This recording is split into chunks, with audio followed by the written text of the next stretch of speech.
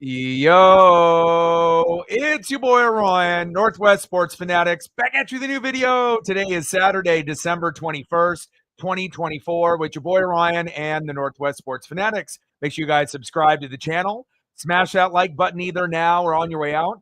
Donate to your boy if you can. Cash App $ ORIONNWSF or the YouTube Super Chat right here. We got the college football playoff first round game, last game of the evening.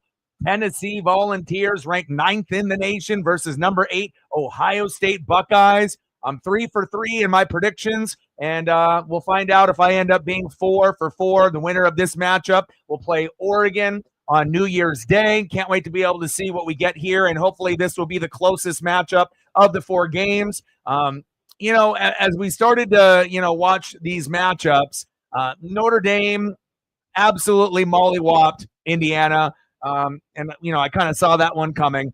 Penn State mollywopped SMU. I don't know if anyone anticipated 2 pick sixes to start out, but SMU was definitely out of their element. And again, the big boys come to play, and if you have home field advantage in the college football playoffs, you're going to win. Texas ended up beating Clemson, but Clemson ended up giving them a little bit more of a fight. So I'm glad that at least one out of those 3 underdogs between Indiana, SMU, and Clemson at least stepped up to the plate. But let's be honest, you still lost by 2 possessions. You lost by 14. You got blown out. I mean, it wasn't as bad as 4 touchdowns as Penn State and SMU losing 38-10 or losing by 10, 27-17, Notre Dame over Indiana. But as we know, those 17 points were in garbage time at the end of the game. For the longest time, Indiana only had 3 points. So hopefully we get a good matchup here tonight, and we're on the edge of our heels all the way to the 4th quarter. But don't be surprised if Ohio State ends up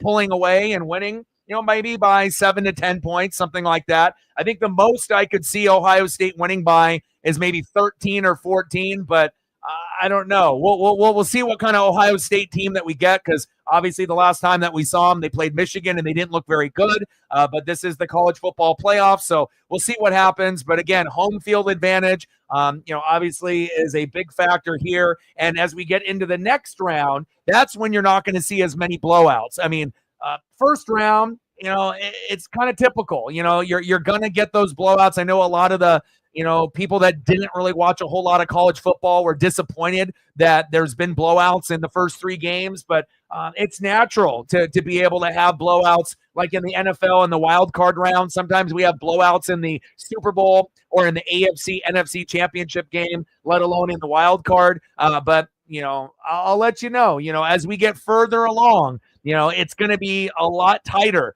and there might be some upsets. And once we end up getting to the next round, I'm not really sure if there's going to be a quote-unquote upset, because a lot of those teams are going to be pretty fairly matched. There definitely is going to be a little bit of one-sidedness.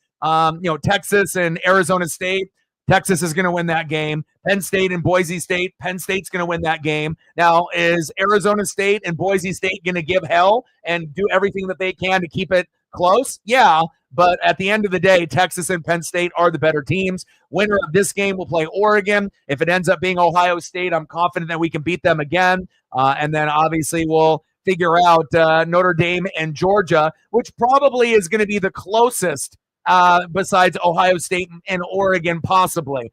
You would just feel that Notre Dame and Georgia match up very, very well offensively and defensively. If Ohio State wins this game, they'll match up pretty well with Oregon. We only ended up beating them by 3 the first time around. Texas with a pretty good advantage against Arizona State, even though I like Scottaboo.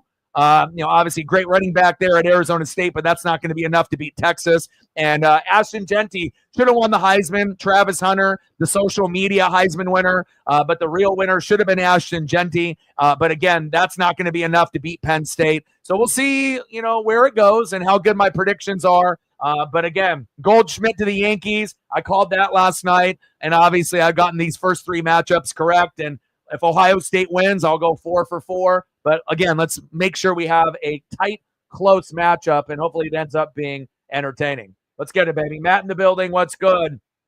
STL in the building. What's good? Let's go, baby.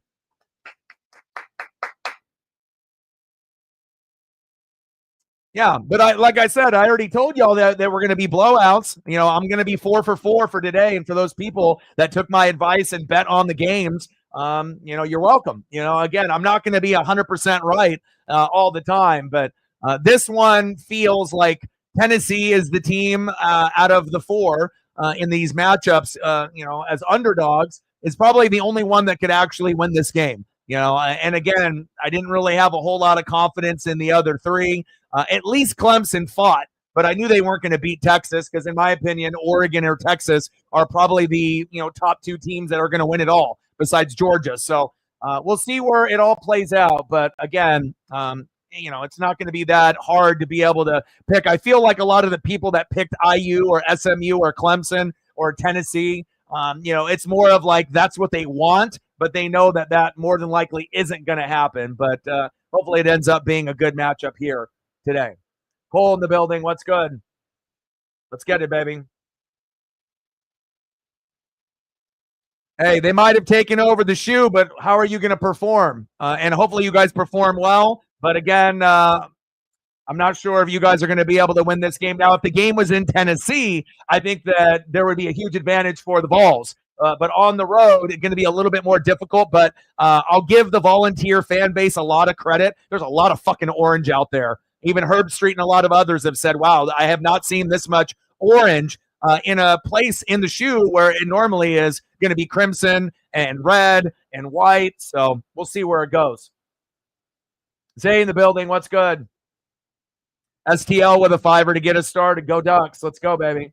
Appreciate you. Stacks on stacks. Racks on racks. A little Cactus Jack. Bang, bang. Appreciate you, my guy. $5 holla. 95 to go. Let's get it. I'll get photos once we get into a commercial break. Captain with a tenner. Appreciate you. Let's get it, baby. I appreciate you, my guy. Stacks on stacks. Racks on racks. A little Cactus Jack. Bang, bang. We're at 15. 85 to go to hit the dono goal. Let's go, baby.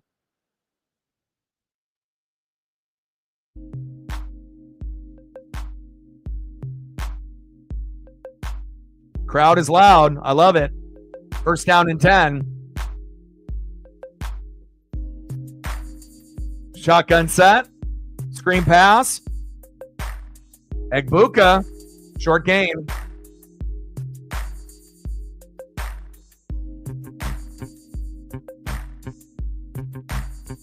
Yeah, but that's after the fact, They made it based off their records, but it shows you if they're going to go based off records, it has to be strength of schedule. Because, again, anybody can go 12-0 or 11-1, but if you don't play anybody ranked all year, you're going to get absolutely fucking moshed and stepped on and actually beat down by teams that have played some better competition throughout the year. And those are good examples of it.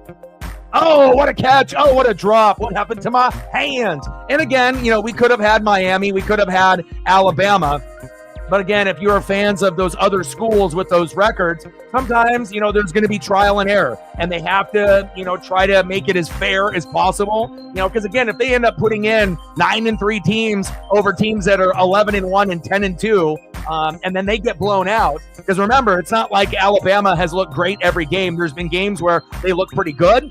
And there's been games where they've actually gotten blown out. And imagine if they would have put in an Alabama team and they lost by 30 today, or in the same situation as some of these others. So, you don't really know how those teams would play. You would assume it would have been better, than what we saw with the, previous matchups with Indiana and obviously SMU getting fucking crushed, as well as Clemson. But again, this is the first college football playoff, so there's going to be some trial and error. But I think in the future with the committee, instead of just looking at records alone, you have to look to see how many top 25 teams they played and did they actually have a good schedule. Because again, you can end up having teams that have amazing records, 10-2, 11-1. They play someone with a similar record, but then you end up getting blown out by 4 touchdowns. So again, the Big Ten is the truth. The Big Ten is the strongest conference in college football. Obviously SEC is too, and in both conferences are very top heavy.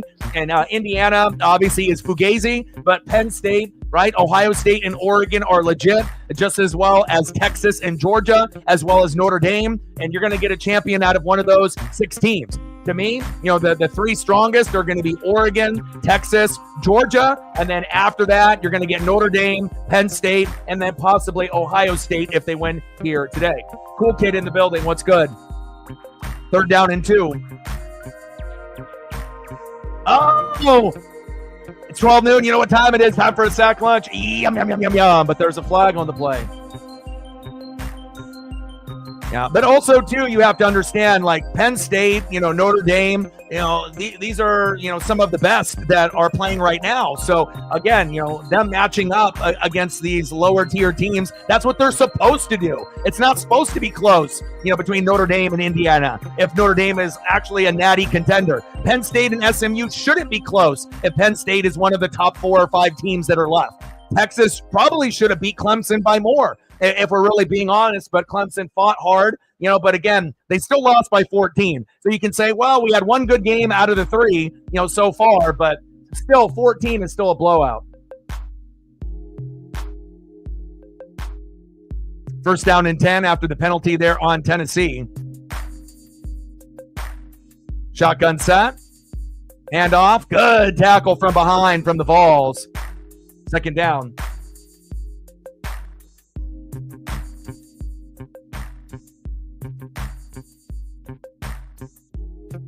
But this one kind of feels like, Tennessee has a legit chance, especially since Ohio State hasn't really played their best ball as of late.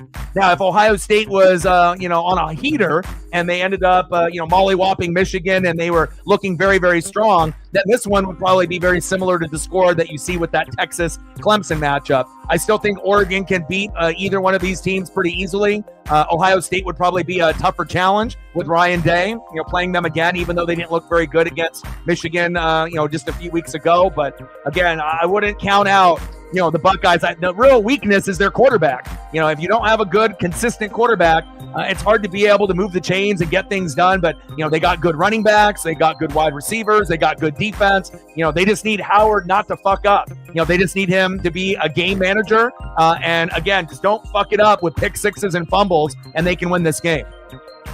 2nd down and 16 after the penalty. Shotgun set. Howard. And if he makes catches and throws like that, 1st down, Buckeyes. They'll be playing against Oregon on January 1.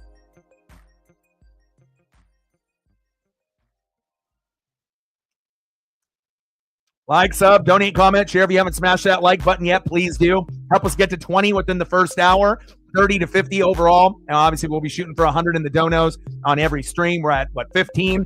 85 to go. Let's get it, baby. 1st down and 10, shotgun set. Howard. Pressure off the edge, one-on-one, going deep, got a man. Touchdown, Buckeyes. Stop hating on Ohio State. Again, everyone thinking that, just because they lost to Michigan that they can't win this game. That's just people hating on one of the teams that's represented the Big Ten all these years besides Oregon coming in and taking over the division. Again, Howard isn't going to be able to do this every single game. But again, stop playing with them, all right? Touchdown, Buckeyes. I see you.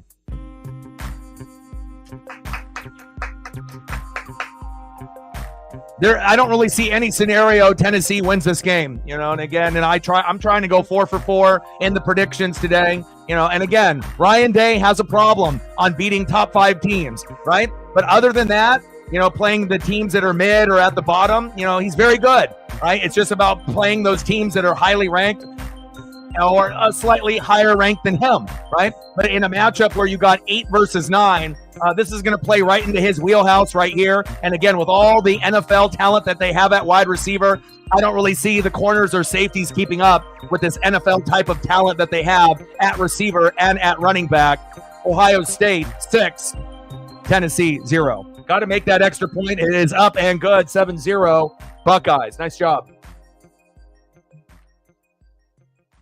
Sarah in the building, what's good?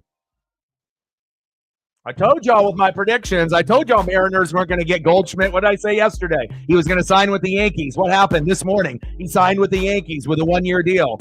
Again, my predictions are strong. I'm not going to be 100% all the time, but I told y'all Notre Dame was going to beat IU, Indiana. I told y'all Penn State was going to win by a blowout at home. I told you Texas was going to win at a blowout at home, and you're going to get, I assume, a blowout from Ohio State. But I hope that it's like a smaller blowout, just like that game that we ended up seeing with Clemson in Texas, like somewhere between 10 and 14 points. I don't want it any higher than that.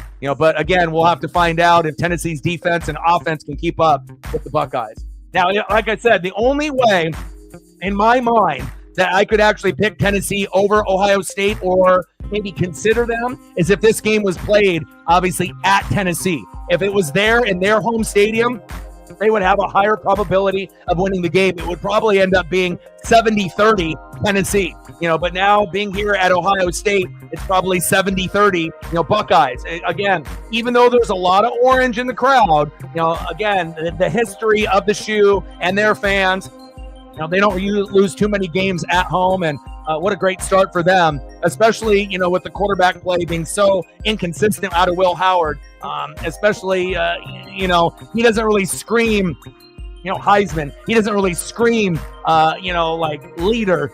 He's the weakest link on the offense. But again, as long as he can be a game manager, not throw pick sixes, not fumble, be decent on third down, and then every once in a while make a play with their NFL running backs and receivers like we just saw, to Jeremiah Smith, fucking stud, right? They're going to get the job done. As long as he throws it close to the breadbasket, those receivers and running backs are athletic enough to come up and get it. 7-0 Buckeyes.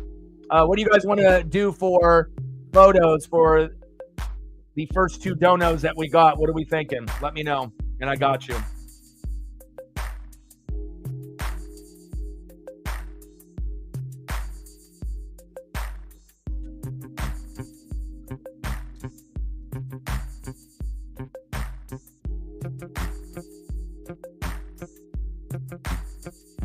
Let's go, baby.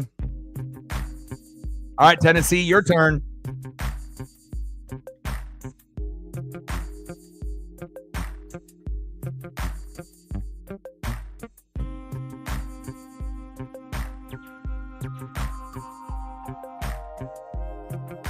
All right, we're at 11. 9 more to go to be able to get to 20. If you're in the room and haven't smashed that like button yet, please do. It looks like we have a little bit more than half that are in the room now that have done it. We're at 13. 7 more to go, and we're already at the goal. And then we can hit the algorithm, and then we might be able to get a boost from YouTube. Let's go, baby. And I know Oregon doesn't fear either one of these teams. We're going to obviously have a little bit more respect for Ohio State than Tennessee, being in the Big Ten. But we'll see what Nico can do here on his first drive. Last 2 games, 8 tutties and 1 pick. He's been hot. But doing it against an Ohio State defense is another story. Let's see what happens here. All right, you want some Jeff Gordon? I got you. What is this? What is this might beat? No, they will. You have to pick with confidence like I did. Right? I'm about to go 4 for 4 today. 5 for 5 if you include the Goldschmidt signing to the Yankees. It's not maybe. It's not, maybe they could. Maybe they, you have to be firm on it. You have to stand on the business. Who's been the better team, throughout the year? We've watched these teams play, right? Besides Ashton Genty, he can get his. But if we're talking about a complete team, Penn State is it. Boise State ain't winning that game. The teams are nice. It's just like Arizona State. They got no fucking chance against Texas. They're going to get their ass kicked. Penn State will fucking blow out Boise State. The only thing that we can hope for is that the other matchups end up being good. Notre Dame and Georgia, that's a good matchup. Ohio State or Tennessee versus Oregon, if it's Ohio State, that's a good matchup. If it's Tennessee, we'll fucking blow them out of the water. That's facts. If we play Ohio State, there's a chance to lose, even though that they haven't been the greatest, but again, they only lost to Oregon by 3. They lost to Michigan towards the end of the year there, but still, you got to put some respect on Ohio State. But, not every matchup is going to be close. Some are going to be blowouts. But as we get further and further into the tourney, then it's going to get more and more exciting and a little bit closer. Shotgun set. 3rd down and 4. You got to throw it away, Nico. Where you going? You're getting fucking clobbered. That's what you're going to do. Nice defense by the Buckeyes.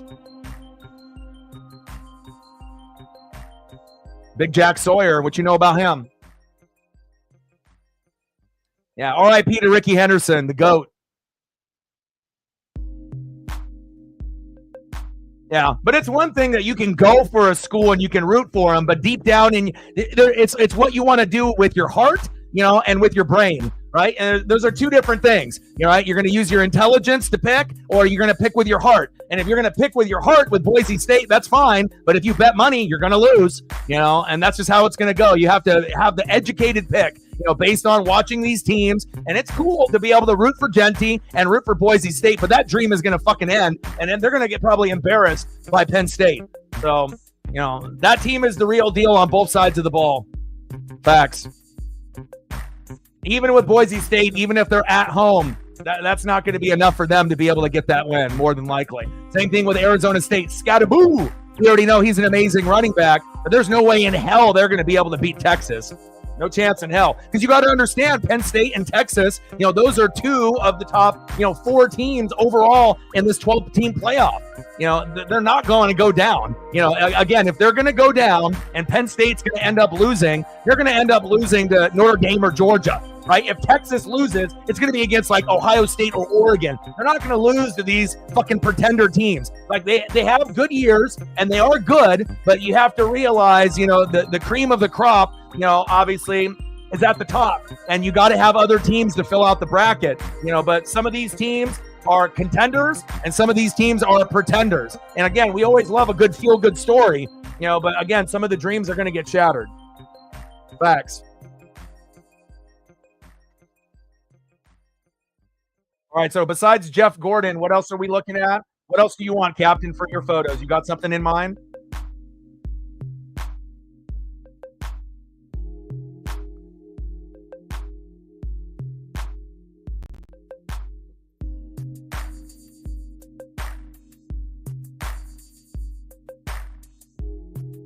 I mean, you got to take personal rivalries aside, and you just got to be able to, watch the games. And if you're watching the games, it's, pretty clear on who the best teams are, in college football. And there always could, be like an, oh my God, type of moment with an upset, but some of these teams are not the same. Some of them are not on the same level as the others, as we've seen in these first 3 games. Let me hit you with a couple Jeff Gordon photos for your dono. Appreciate you. Captain, you let me know. Vintage Jeff from back in the day. Let me see if I can get you one more here before we get back into the action. I got to work quick here. Appreciate you. We're at 15, 85 to go. Ooh, look at that. All the swagginess. Let's go.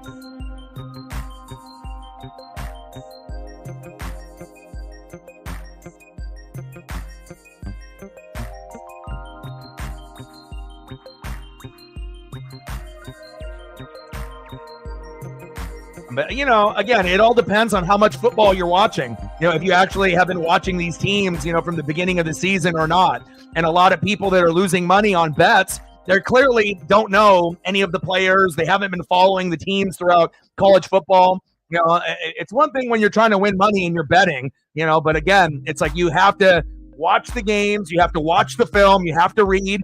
Otherwise, you're just throwing money down the toilet.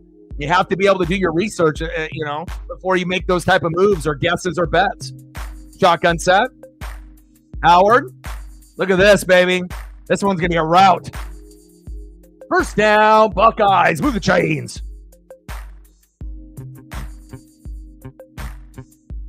Yeah, we've been very good in the transfer portal, and getting Bear Alexander is just like Harmon and everyone else that we've been able to bring over. More and more athletes are going to be joining the Oregon Ducks, and I love it. And again, if we end up winning the Natty this year, there's a pretty good chance we can win it next year as well with a soft schedule, which I don't really like, but I'm not the one that makes the schedule. Hand off up the middle, short game. But Ohio State is going to be a little bit too much for Tennessee. Again, they're going to be able to hang around for a little bit, but at some point, Ohio State is going to put the foot on the gas, and you have to understand they're going to be playing pissed after losing to Michigan, and they know that if they win this, they got Oregon. And for Tennessee, that might not really mean a whole lot, but for Ohio State, it means everything since we obviously beat them by 3 earlier in the year. Big Ten, stand up, represent. We're better than the SEC. We're the best conference in college football. The Pac-12 was the most well-rounded from top to bottom, right? And then you added 4 teams in there. Oregon took over, and this is what it is now. We are taking over the Big Ten. Howard, play action fake, going long, going deep. Emeka Egbuka, first down, Buckeyes. Stop playing with me, okay? He's from the Pacific Northwest, not very many miles away from where I live, all right? You know, and a lot of people don't realize that a lot of these star athletes are coming from Oregon and Washington in the Pacific Northwest. Egbuka, first down, Buckeyes. We're about to have a 14-0 lead real quick. Shame on you if you thought Tennessee was actually winning this.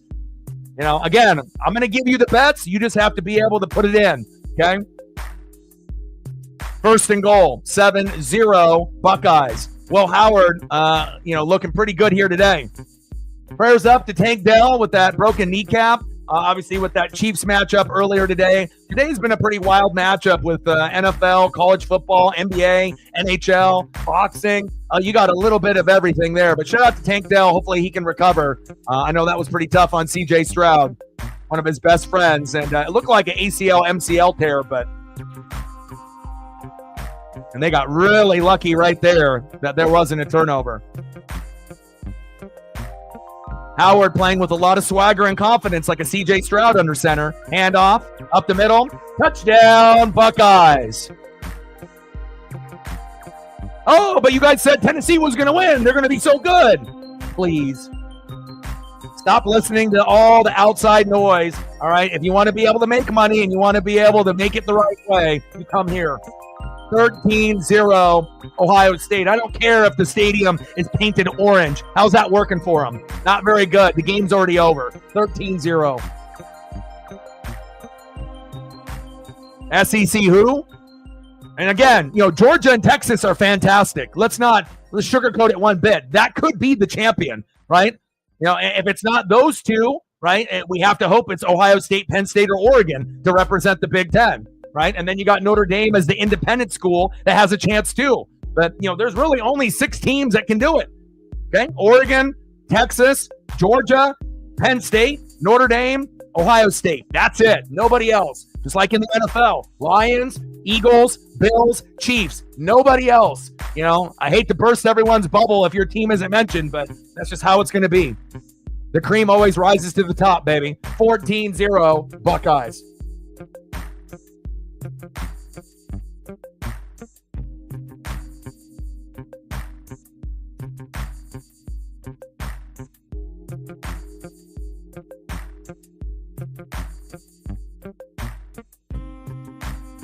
Captain, what do you want to do for photos? You got something in mind?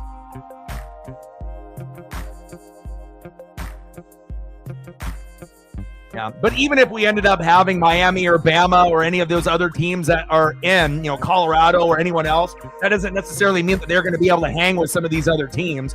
It's like, maybe we wanted after the fact, after we watched the games, these are not good, but again, there's always going to be, blowouts in the NFL and the wild card round. Sometimes there's blowouts in the AFC, NFC championship game. Sometimes there's blowouts in the Super Bowl. So, for all these fans that thought that every single college football playoff game in year number 1 was going to be decided by 3 points or less or something of that nature is just crazy. It's going to get better as the tourney goes on, but you can't expect every game to be decided by a touchdown or less.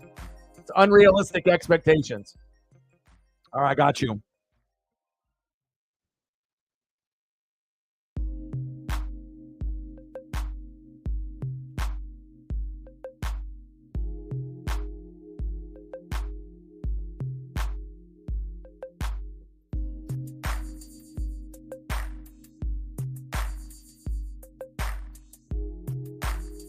$14-0 Buckeyes. You got to be able to look at the X factors in the game. Who are they going to play next? How did they end up playing, in the previous matchup? And again, Ryan Day, might be on the hot seat. He might end up getting fired at some point or another, right? But again, they play very, very well against teams that aren't in the top 5. And last time I checked, it's number 9 versus number 8. So they're completely fine.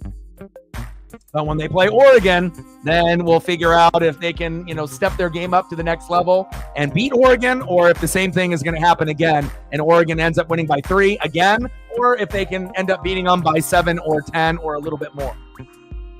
But we'll have to wait until this one is over first.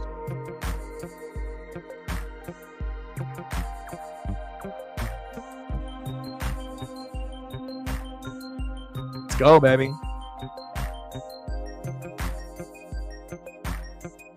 Stop playing with them.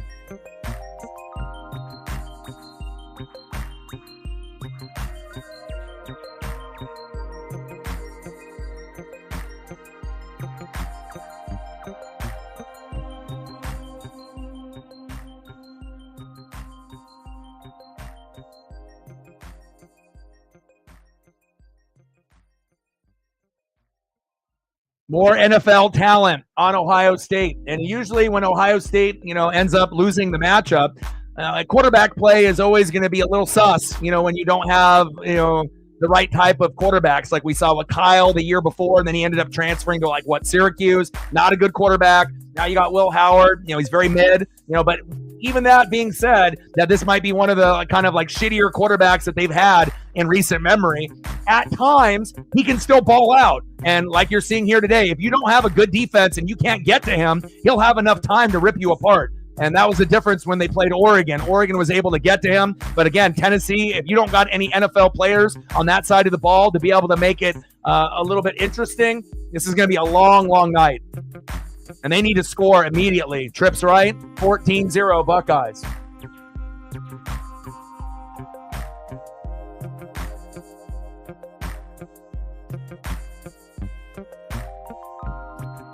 Nice tackle by the Buckeyes. Yeah, but I don't think anyone anticipated Penn State getting 2 pick sixes in that second one when he was, shimmy and shaking for a 50-yard return. That shows you, Penn State, if they played Ohio State, they would probably beat them.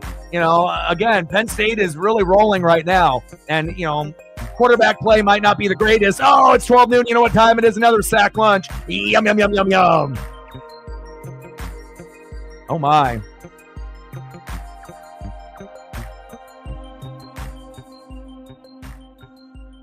Tumiamalau. NFL, NFL, NFL. That's all I see on Ohio State. NFL, NFL, NFL, sack lunch. Sit down.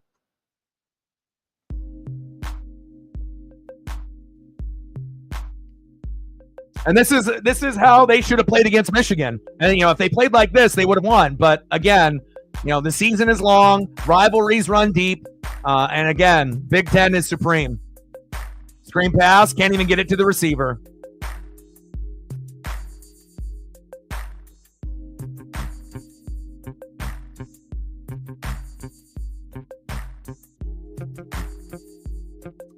If they really wanted to make these matchups fair in the first round, they would have done these at neutral sites. That's the only way that you bring a little bit more fairness to the matchup. You don't have the home team, or the team, hosting in their own stadium. It has to be on neutral. Vegas or, wherever, Georgia, and they might be like a West Coast school. You got to be able to go neutral. That's the only way that you can make it a little bit more fair for, the road team. Otherwise, the first round in the college football playoff is always going to be dominated by the home team. Flag on the play.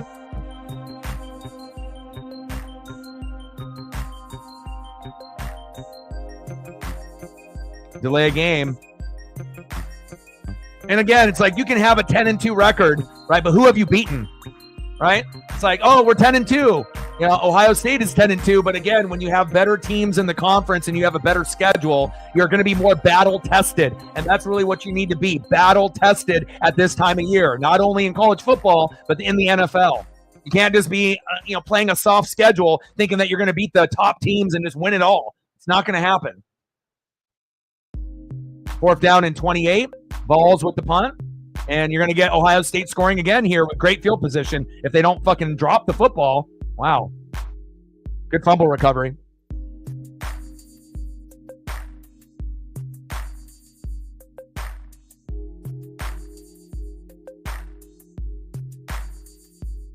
But the games are going to be much better in the next round. But again, Penn State is still going to, I would assume blow out Boise State, and Texas will blow out Arizona State. Even though those teams are on the road, better quality teams. And then obviously Oregon will be at home against, more than likely here, Ohio State, right? That'll be a great one. And then Georgia Notre Dame will be great, because again, Notre Dame is the real deal this year. They're not a Fugazi team, at 12-1. They are the real deal. And again, there's not very many teams that could, match up with Georgia, but Notre Dame is one of them. So we would assume that Georgia would win, but if Notre Dame ends up pulling off the upset, it's not really that much of an upset. I mean, they're very close, based on how they look right now at this point of the year. Georgia looks great. Notre Dame looks great. Oregon looks great. Texas looks great. Penn State looks great. Everyone else, not so much.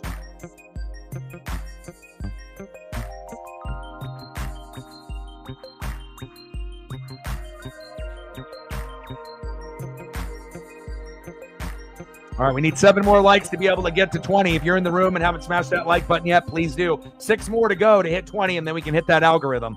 Let's go, baby. And hopefully Tennessee will make it interesting, because otherwise, they're going to get beat up, O-line and D-line. And that's one reason I knew that Tennessee wasn't going to win this game, because with Ohio State, even though they've had some injuries to their center and their guards this season, Tennessee is not on the same level in the SEC going against one of the top tier teams in the Big Ten. Now if Ohio State was playing Georgia, or if they were playing Texas, we have ourselves a game here today. But Tennessee, yeah, you're 10-2, but the Tennessee equivalent is like Indiana in the Big Ten. You had a good year at 10-2, but who did you play? And again, if you end up matching up against one of the 5 best teams in college football, you're gonna get your ass kicked, and that's what we're seeing right now.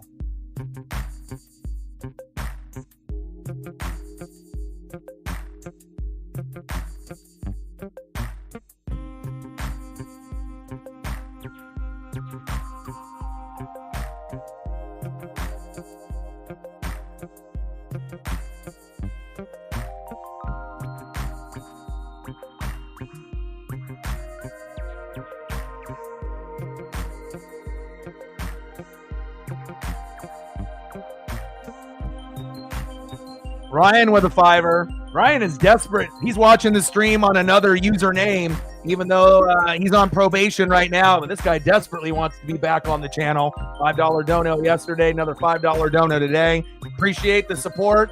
And probation period is still in effect, and we'll see where it goes. Stacks on stacks, racks on racks, little Cactus Jack, bang, bang. I appreciate the support. And again, probational period is still in effect, and we'll see if he ends up coming back to the channel at some point. But I do appreciate the support to the channel, even on probation. You can always tell the people that really want to be a part of this special channel that we have built for many, many years.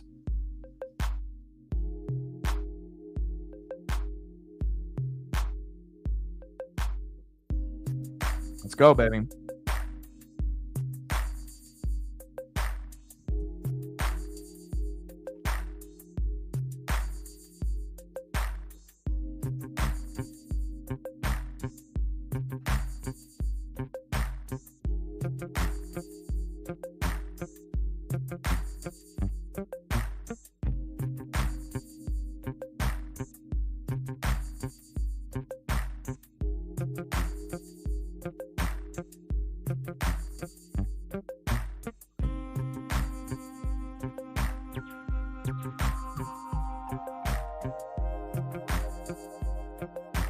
Come on, baby.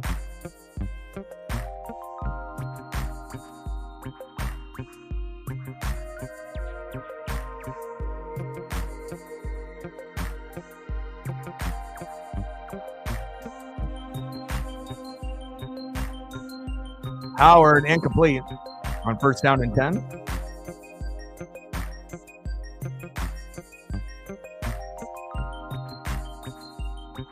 Come on, baby.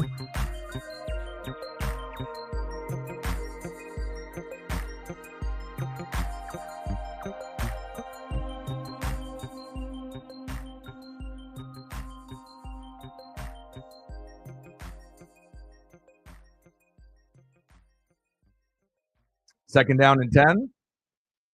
Howard. And Howard looks very confident too. Again, when you're playing teams that are lower than you, he can be very effective. It's just, playing against the rivalry, against Michigan, tough, a top tier team like Oregon, or if they end up advancing, having to play a team like Notre Dame, Penn State, Georgia, Texas, there's going to be some issues there.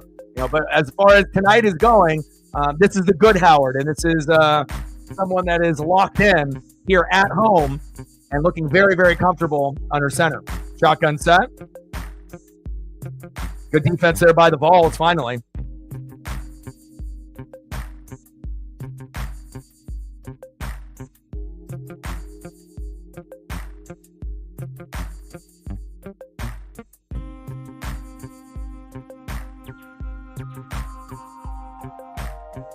There we go. 3rd down and 5. First down, Buckeyes. Egbuka, baby. He's a stud.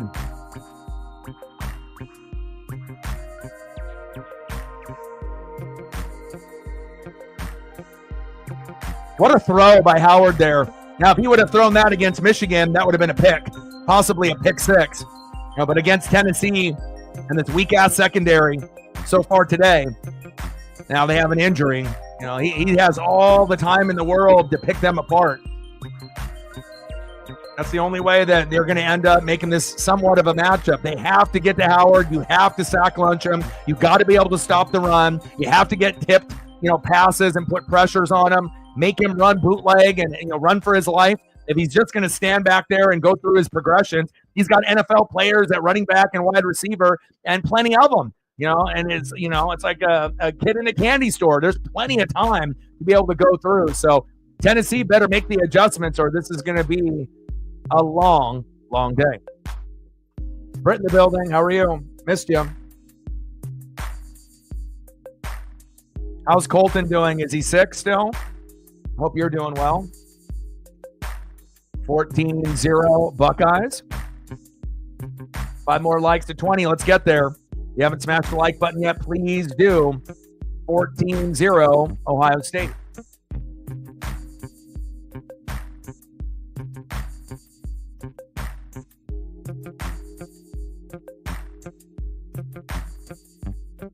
Negative 6 yards so far for Tennessee. Is that good for all the people that bet on them? Howard. And just because you look bad in the previous week against a rival at Michigan, and everyone just hopped off the Buckeye, hype train, again, those are the people that didn't really watch a whole lot of college football this year. You can't judge a team by just one game.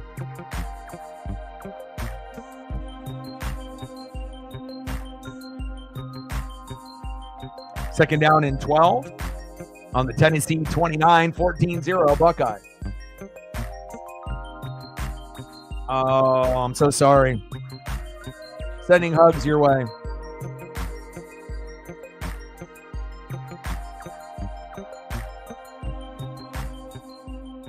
Shotgun set.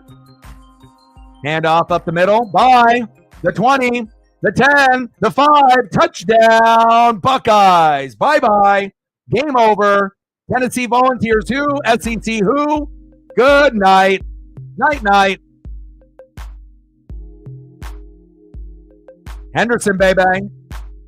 Oh. All those Vols fans that paid all that money. Oh, we got so much orange in the crowd. What, to watch your team get their ass kicked by 21 in the first quarter? It's like the only way that you were going to be able to have any chance in this game if like Peyton Manning was in college and he was the quarterback. And you'd still probably lose, but at least they would be able to put up points.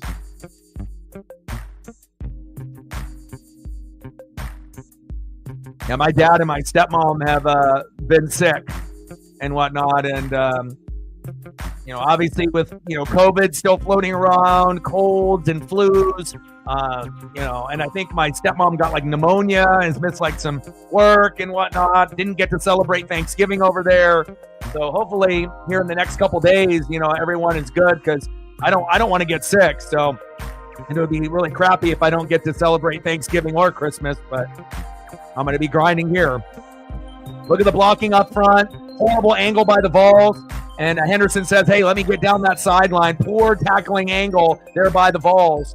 And they don't got no Reggie Whites out there. They don't got anybody out there that can make any fucking difference on defense. 21-0 Buckeyes. Represent Big Ten.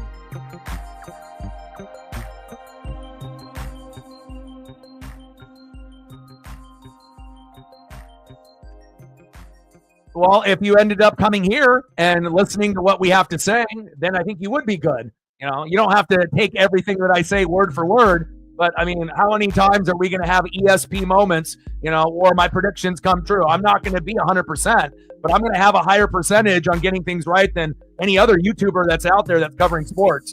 I'll tell you that, because no one is going to read or watch more film than me. And sometimes it's just intuition, and the amount of film that you watch and taking everything into factors, home, away, grass or turf. What is the schedule? Who did they play this year? Are they good in night games or day games? It's not just, two teams are playing. Let me pick this one. You bet that way, then you're going to be goddamn broke. You got to be able to look at all the analytics and statistics. And even with that being said, you can do all the research in the world and still be wrong. But, again, if you end up doing enough, more times than not, you will be right. Shotgun set. Where are you going? Oh, nice keeper. I was about to say if that was handed off, that was a terrible play, but at the last second, Nico with the keeper. First down, Vols.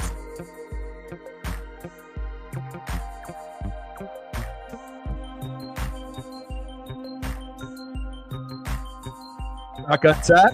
Fumbled the bag. Nico. Throwing into triple coverage. Is that the best you got? Second down and 10. But again, you can always tell these teams on the road, they're intimidated. It's like freshmen playing against varsity. They are not comfortable. They are not in the same category as the home teams. Indiana, SMU, Clemson, Tennessee, Fugazi, frauds. They are not Notre Dame, Penn State, Texas. And the thing is even if those teams were flipped and Notre Dame was on the road, Penn State was on the road, Texas was on the road, they still win. Because they are 3 of the top 5 or 6 teams overall that can win it all. Some of these teams are just in the tourney as pretenders, and then there's 6 contenders.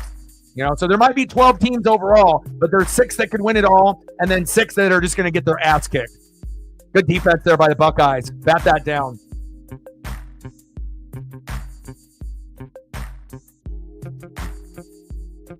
Don't be playing with Chip Kelly. I'm telling y'all. Third down and 10 for Nico. They got trips right, but I don't know if it's going to matter. And Ohio State can get pressure with only bringing 3 or 4, and that's a problem. Go, Nico. Run. Nice juke. There you go. First down. Balls. Move the chains. Finally, a couple first downs for Tennessee, so this game isn't 28-0 in the first quarter.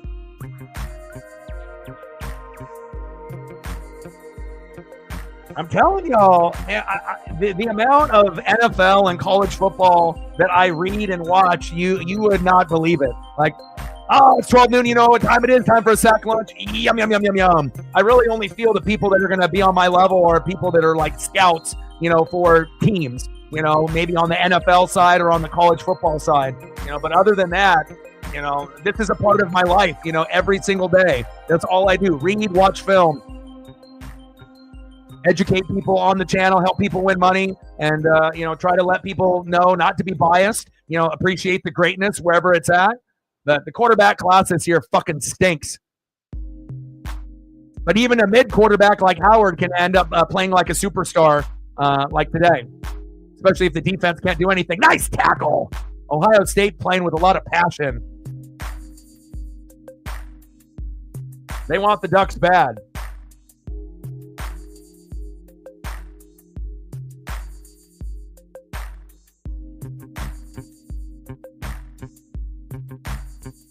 Third down and 14 for Nico. And they better get 3 sooner than later.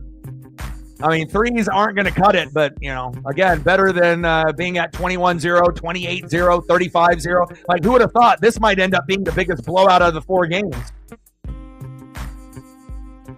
Shotgun set. Nico. Looking, scrambling, stiff arm, avoids that sack lunch. Incomplete. Pass it into double coverage on the run. Almost had it, though. Incomplete. 4th down and 14. Heupel is bitching and moaning. I need a penalty. I need a PI. Oh, boy, looking like Shane Gillis over there on the sideline. You ain't going to get that call. Fuck out of here.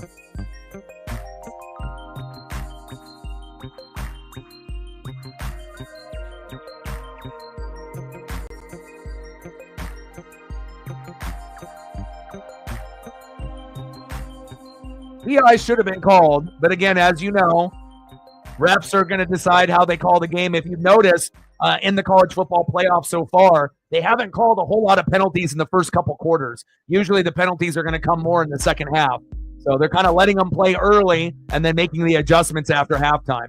But should a penalty have been called? Yeah. Did they call it? No. But again, we'll see if they end up having a makeup call on the other end at some point in this next drive. 1st down and 10, 45 seconds, 49 seconds, 21-0 Buckeyes.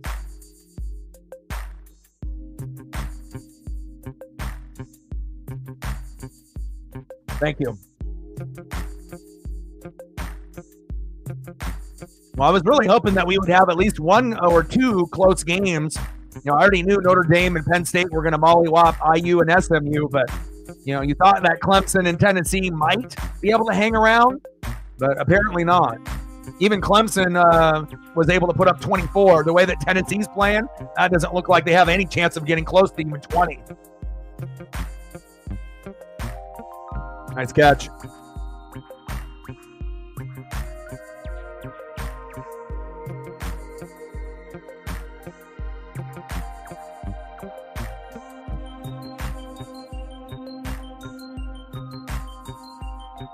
Nice catch by Judkins there on that previous play. Judkins here. 1st down, Buckeyes. Move the chains. Quality running backs, quality wide receivers. A quarterback that usually is a little hit or miss. But when things are going, smoothly, where he has enough time, offensive line doing their job, right? Then you get a performance like this. 21-0 Buckeyes. Not every 10-2 team is created equal. Remember that.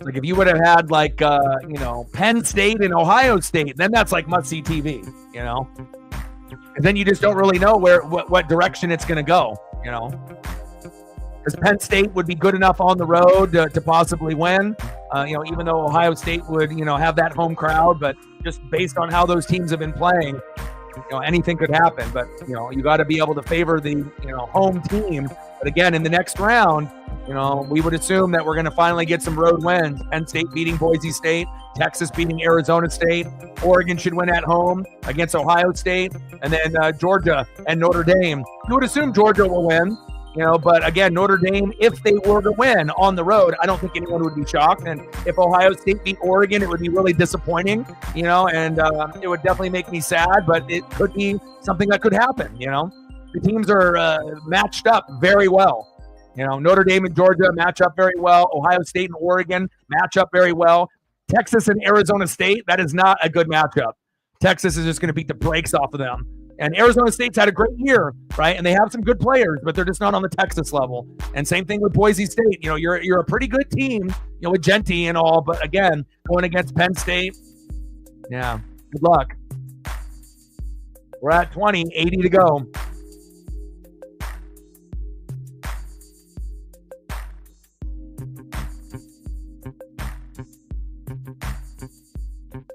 But I want to be able to go through the gauntlet.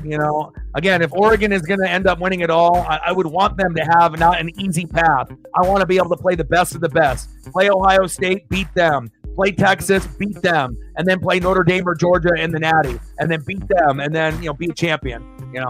To be the best, you have to beat the best. And again, it's the hardest path out of any team, Oregon, even though we're the number one team and we're supposed to have an easier path, but apparently that doesn't exist. But I like it this way. We have a chance to lose in every matchup, Ohio State, Texas, or Georgia or Notre Dame. But again, hopefully that they can come and, bring their A game and we can find a way.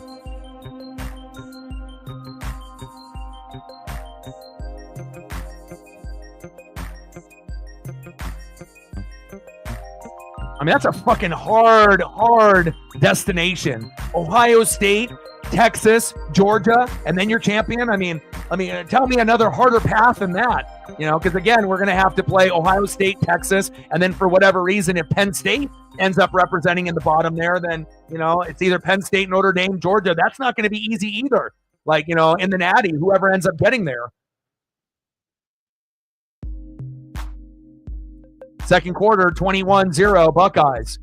Handoff. And now the Buckeyes already have this comfortable 21-point lead that they don't even have to pass the ball as aggressively as they did in that first quarter. You could pretty much run the football 80% of the rest of the way and win the game and bleed the clock. You're still going to have to make some intermediate throws and whatnot, but I mean, already got a 3-touchdown lead.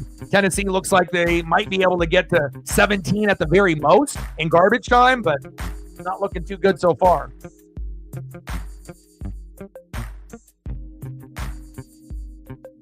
Shotgun set. Howard. Bootleg. Screen. Egbuka. First down. Buckeyes. Move the chains.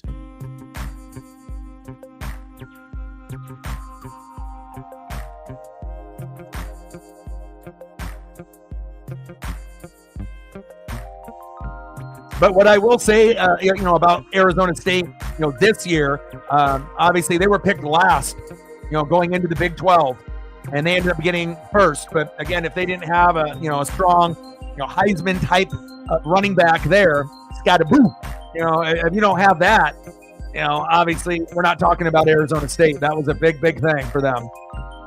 Howard, scrambling. Decent run there for Howard, looking a little faster than I last remember. But obviously adrenaline is, flowing through the veins right now, up 21 here in the college football playoff round number 1.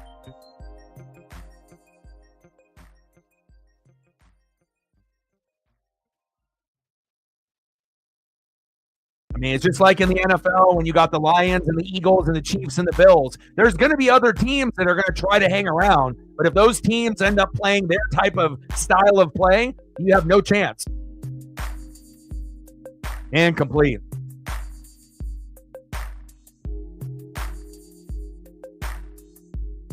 Third down and 4.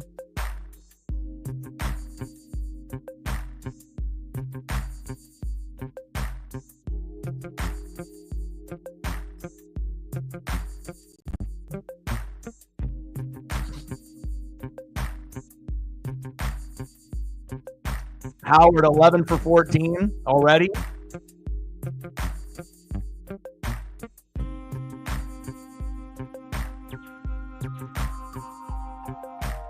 Third down and 4. Shotgun set. Howard.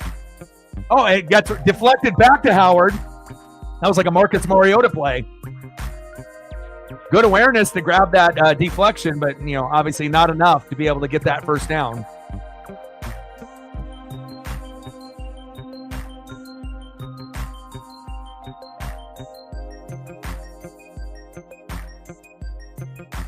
And it's a great example. Defense wins games. Defense wins championships. If you don't have a defense in college football, you have no chance of winning the Natty.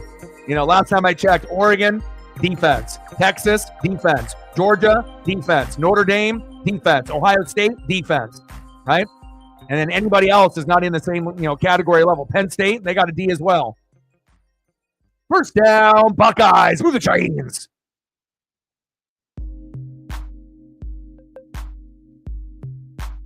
Like Buka, Jeremiah Smith, They just got talent everywhere.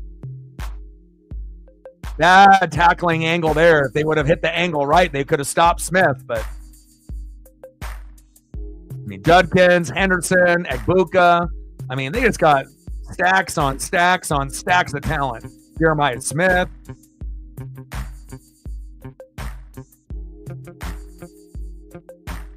Now they're trolling them, chanting SEC. Again, and again, SEC, has a couple teams, Georgia and Texas, but, Big Ten's got more. We got 3. We got Ohio State, Penn State, Oregon. And then you got Notre Dame is that, obviously school that's on the outside is an independent, but at one point or another, maybe Notre Dame will join the Big Ten. And then there's, what do you do? At that point, I guess you guys have to pray that Alabama gets good again, but they're probably going to need a better coach than what they have right now, recruiting-wise, to be able to get back to the point that they were with Saban. So, and it's not like Oklahoma is going to be ever, good ever again either. So, it's like pretty much now you only have 2. You got Texas, you got Georgia. That's it. And then hopefully, for college football's sake, Bama will be good again. But again, Nick Saban is not a guy that's easy to replace.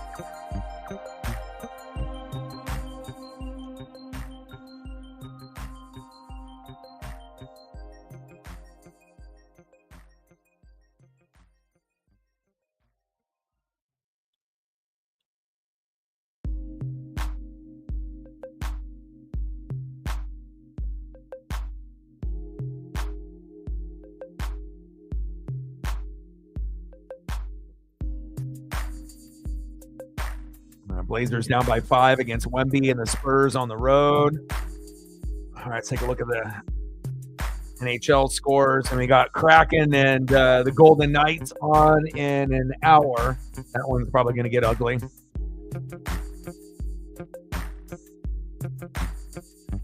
And shout out to the Chiefs for winning again, 27-19. Great defense, great on third down, number 1 team on third down. Completion percentage, the best defense. And again, the team isn't really that exciting offensively, but they find ways to get the job done. And then a big, big win by the Baltimore Ravens beating the Pittsburgh Steelers at home, 34-17. Chiefs winning 27-19 earlier today. Let's go and peek real quick to tomorrow. We got Rams and Jets, Eagles and Commandos, Giants and Falcons, go Michael Penix Jr., Cardinals and Panthers, Browns and Bengals, Titans and Colts, Lions and Bears, Vikings and Seahawks, Patriots, Bills, Jags, Raiders, Niners, Dolphins. We'll be here tomorrow for my Buccaneers going against the Cowboys. Let's keep the brakes off of them. And then we got Saints, Packers on Monday Night Football.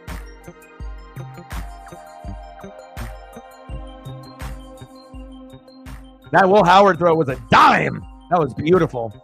But the play design and the execution has been superb. But again, you beat Ohio State, by getting to the quarterback.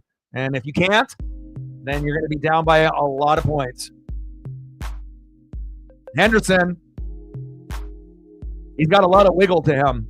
I like him and Judkins. There's a lot of pieces on Ohio State that I really do like. I really do respect the hell out of them and Penn State. You got to be able to have some teams to represent the conference, especially when we're going to be going toe-to-toe with the SEC forever, with Texas and Georgia. So,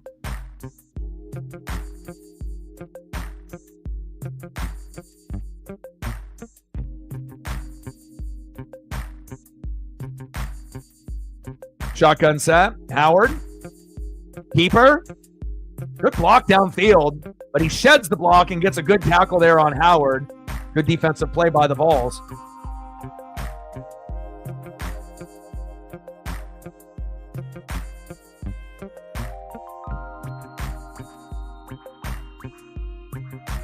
Need 3 more likes to be able to get to 20. Let's keep track of the likes on the chat as well as the donos. Now we're at 18. Thank you so much. 2 more to go, and then we're at 20. Let's get that number.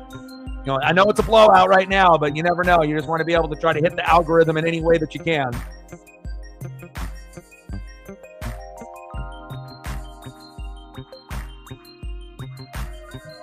Howard, he's got all day and all night back there. First down, Buckeyes. They're about to score again. This Tennessee defense is some shit. Tennessee defense, shit.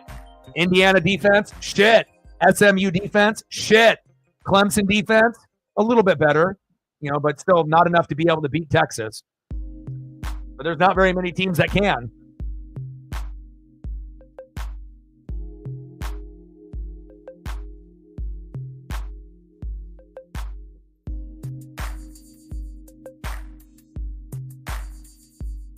Little play action. Howard. Oh! Intercepted. Wow. Off the tip. I mean, he was trying to thread the needle back there, and 1-on-2, and Howard was able to, kind of get that football in the right spot. But let's see if he gets the foot down. Jeremiah Smith is there, and he's already being grabbed before the ball even comes. Look at him trying to get it with one hand. It goes out.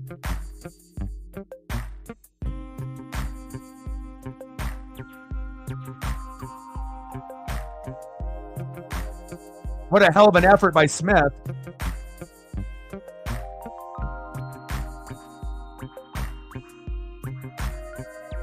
Wow, that's really close. Because as soon as he ends up getting the football in his hands, the toe is at a downward, position. And it kind of looks like it's in the air slightly, and then maybe there's a little bit of a... And then the foot goes up into the air, and then they go out of bounds. That is really close.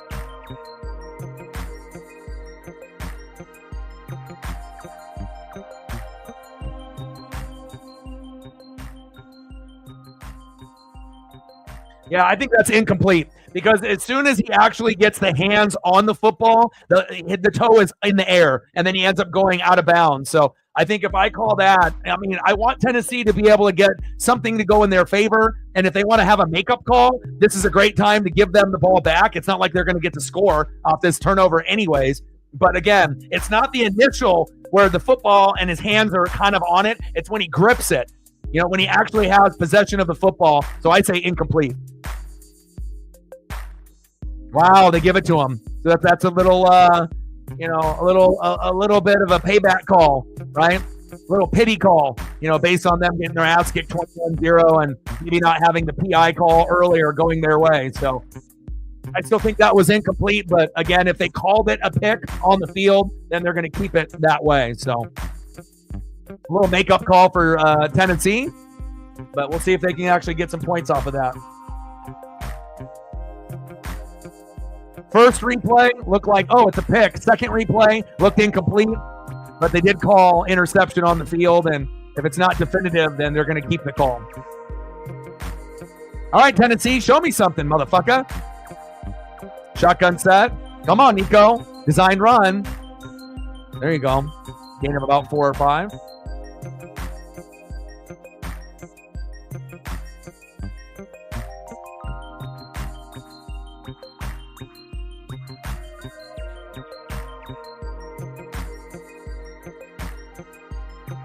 And again, this is going to be the only round, where it looks like this, with these 4 matchups. I mean, you're probably going to get it with Penn State and Texas also. But at least out of the 4 games after this, we might have 2 blowouts, but then we have 2 really good ones. Ohio State, Oregon will be the truth, and Georgia, Notre Dame will be the truth. It's just that Texas and Arizona State and Penn State and Boise State, not so much. Now, if Texas and Penn State were in it and Arizona State and Boise State were playing each other, then that would be better, right? Arizona State and Boise State would be a good matchup. That's very even, 50-50. Penn State and Texas, advantage Texas, but Penn State could win. That would be the better bracket if we're actually looking at the teams and actually having like good matchups in that next round. Should have been, Penn State against Texas, Arizona State versus Boise State.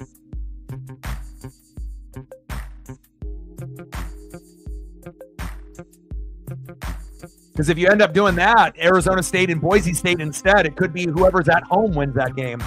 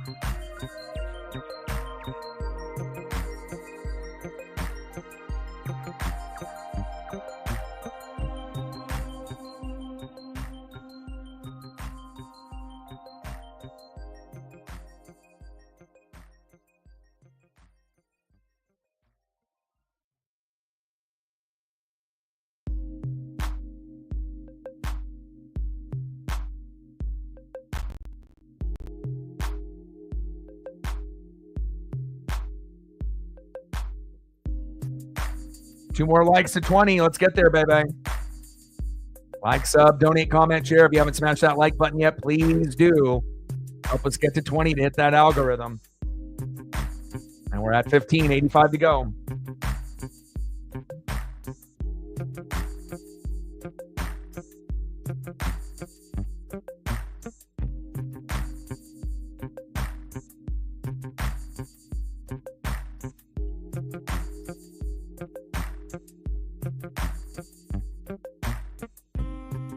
But even though we're getting, some of these blowouts and whatnot, it's nice to be able to have a college football playoff. I'm not going to be mad at that. It's something that we should have had, especially, if you think about it, the NFL has 32 teams.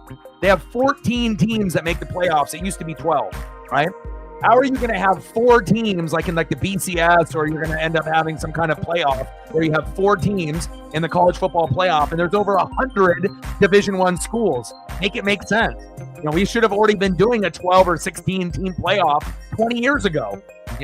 We already know that the colleges are greedy as fuck, and if they would have done it, it would have been more money in their pocket. But again, you got to get everyone to agree, on time and place and money and structure. So I'm happy that we finally do have this college football playoff. And again, there's going to be blowouts. It's a part, of the game. But again, as we get further and further, to the Natty, and before we even get there, there's going to be some amazing games. This one, not so much. 21-0 Buckeyes. But again, I like to be able to scout and I like to be able to watch film. And every Oregon fan has got their eyes glued on this to be able to see what, what's in store for us. But again, playing in the shoe compared to playing at Austin is completely different. We have a huge advantage. So.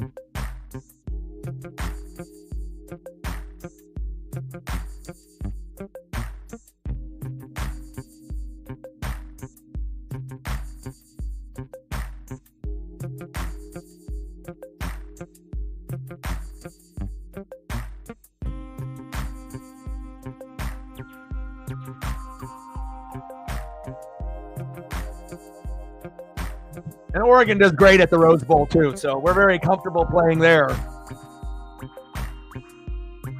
It's like our second backyard.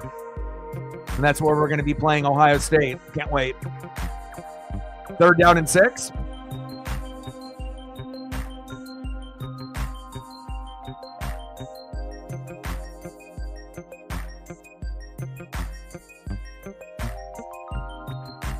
Shotgun set. Blitz coming off the edges. Nico, floater, intercepted. You stink. Oh, it's all good, Captain. And then Nico is down. Oh, they got flags. Maybe there'll be a roughing the passer. Oh, wow. Automatic 1st down. Thank you. Appreciate, Captain. Now we got to 20. Appreciate y'all. But, even with blowouts in college football in this playoff, it's still better, and more entertaining than the NHL or the NBA or college hoops or anything else that's really going on, So just nice to be able to soak in a little bit more college football. But as fans, we just want things to be competitive. But it shows you record-wise, not every 10-2 or 11-1, matchup is the same. Teams are built a little bit different. Some are made for the spotlight and some are not. Some have more NFL players and have better coaching than others.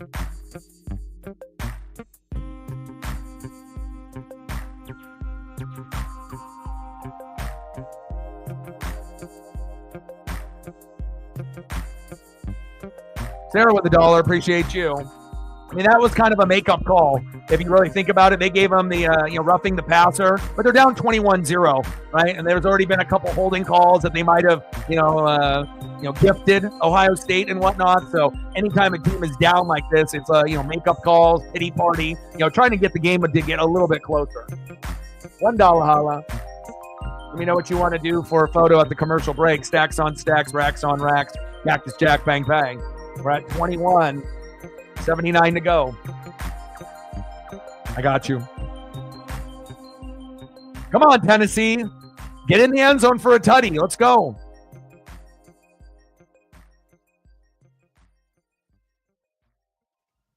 I mean, unless it's, Peyton Manning or T. Martin, Tennessee isn't really that relevant. False start by the Volunteers, idiots.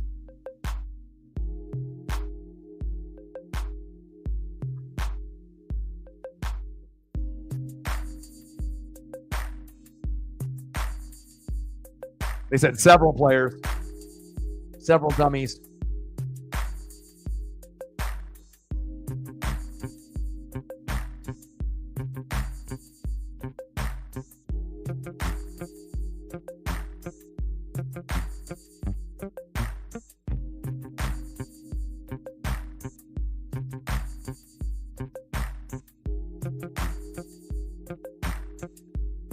Love the energy from the Buckeye crowd.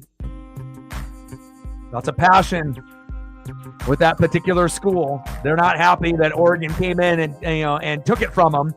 But again, they invited us to the Big Ten. You reap what you sow. Almost intercepted. We'll get a couple of these sprinkled in here. Appreciate you.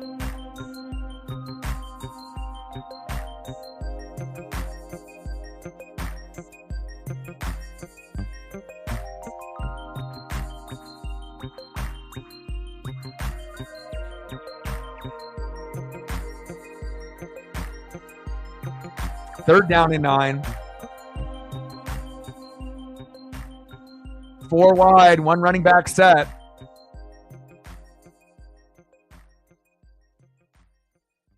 Third down and 9, shotgun set for Nico. They're bringing the blitz.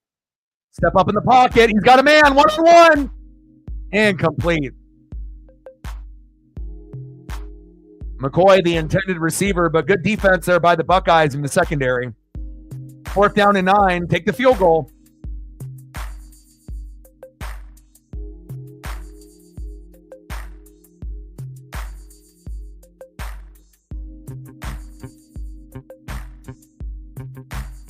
I think conference realignment can be good, but I would rather be in the Pac-12. But I think the main thing that we realize is the Pac-12 overall, top to bottom, is a hell of a lot better than the Big Ten and SEC fans wanted to give credit for. They always wanted to talk shit and act like we were little brother. Kick us up, right down the middle, and good. But if the Big Ten and SEC were so much better than the Pac-12, then how the fuck did Oregon go 13-0? How did Arizona State win the Big 12? Explain that to me.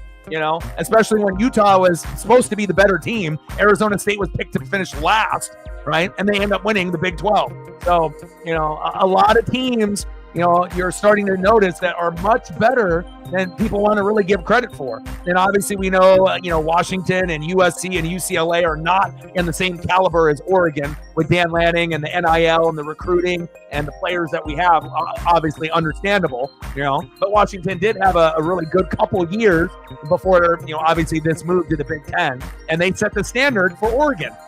For us to be able to lose to them and them to lose in the Natty to Michigan set us up, to be able to show that, hey, when we build our teams, we can be as good as anybody out there. And yeah, we might end up making the Natty or the Rose Bowl, and sometimes we win, sometimes we lose. So, we're not going to, be number one necessarily all the time. Sometimes we're going to get our hearts broken and lose in the Natty, or, maybe lose in the Rose Bowl or win the Rose Bowl and not, get to that big game. But again, I think college football fans are starting to realize, that Oregon and Texas took over Michigan and Alabama. And if they're not happy about that, then complain to Saban and Harbaugh for leaving, their programs, because you already knew that those two teams were next teams up. And if you end up having an elite coach and elite recruiting, you're going to be sitting in a good spot like Oregon for many, many years. Field goal is good, 21-3, Ohio State. And it's like every team that was the underdog has started very slow like this, if you've noticed. Indiana with 3, SMU with 3, Clemson sitting at like a 3. Even though they were actually up 7-0, they scored first in that game. And there was a little karma, because as soon as they scored the first touchdown and were up 7-0 on Texas, what did the player do? He gave the night after being up 7-0. You already knew they were going to lose the game after that. But I am proud that Clemson fought. At least we had one team out of these 4 that fought. And they were the lowest ranked team to fight. They were a 12 seed, and they played much better than SMU or Indiana. But remember, 10, 11, 12, right? What do you expect from those teams? Even Tennessee at 9. You know, a lot of people just want those upsets so desperately, but you know, the best teams are going to find a way to win. Good teams find a way to win. Bad teams find a way to lose. It's like in the NFL.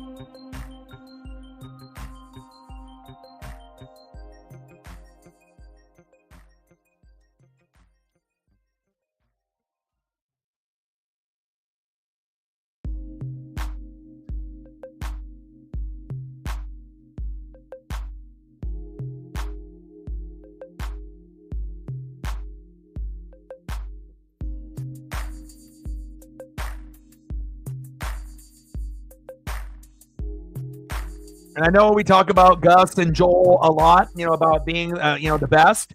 But let's give credit to the crew that we have, you know, doing college football. And this guy right here, this guy's fantastic as well. We love seeing his dogs, you know, that come through, you know, obviously on game day and obviously on every, you know, pregame and postgame set. But again, we are very blessed to have someone as educated and obviously as passionate as Herb Street and company with their crew. And we're very blessed that we have, you know, guys that have the voice, that have the talent, and have been doing it for a long, long time. Shout out to Herb Street.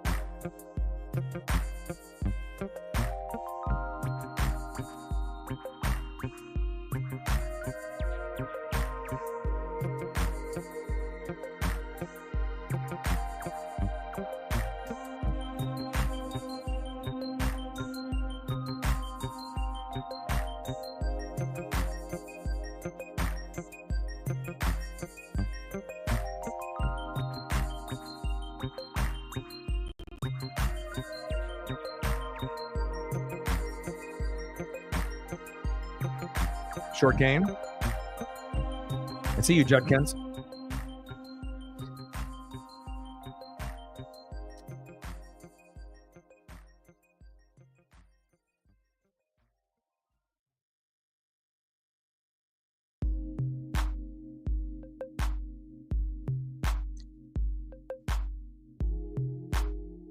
Second down and 9. Man in motion. Howard. Henderson. Hit him with the skirt. I like the athleticism of the Ohio State players. All of them are so shifty. Got good hands, good athleticism, very shifty, very mobile.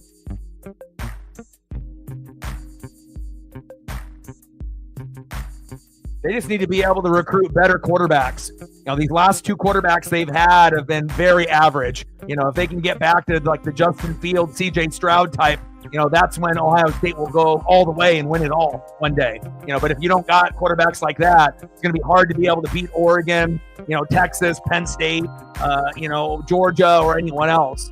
Unless the defense can't get to Howard, and he has plenty of time, you know, because any quarterback that's got time can rip you apart. But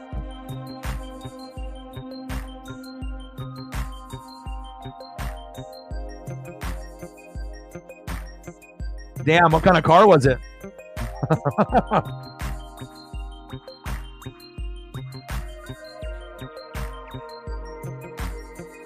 Oh boy, he's evil.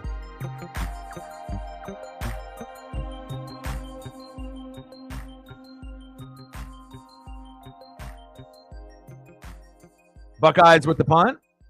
Couldn't capitalize on that particular drive. Decent bounce there on the punt. All right, Tennessee, you desperately need a touchdown to get it to 21-10, but even if you get it to 21-6, that's better than 21-3. So a Jetta, no title. Damn.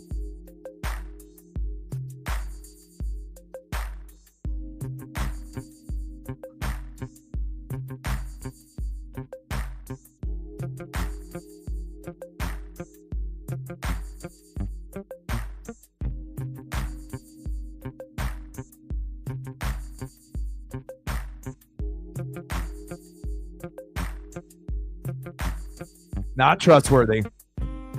What did you do? He said, don't worry about it. I got it handled. 21-3 Buckeyes. 259 yards is 68 yards. Shotgun set. They just don't have enough out there talent-wise, Tennessee, on both sides of the ball. It's like watching Indiana, try to tread water. Like, you might have had a good regular season playing a bunch of shitty teams, but once you play a big boy, you realize how out of reach your team really is. It's a rude awakening sometimes, for some of these teams thinking they actually have a chance against a superior team. And again, the only way to even that out is if it's on a neutral site or if the shittier team is at home.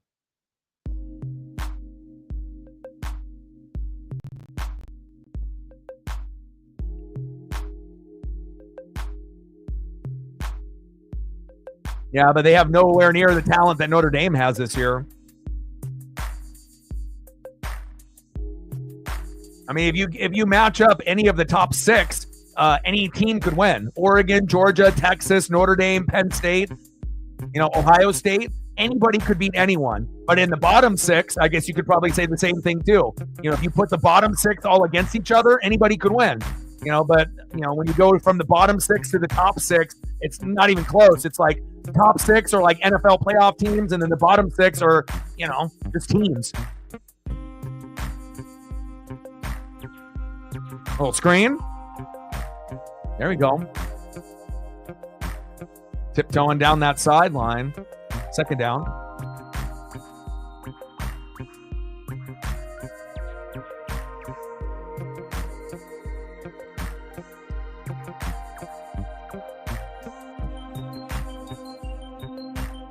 Yeah, it's 11 on 11, It's like when you see some of these upper echelon teams, they got a couple NFL guys, on the offense, maybe a couple on the line, couple at running back, couple at wide receiver, maybe a D lineman, maybe a linebacker.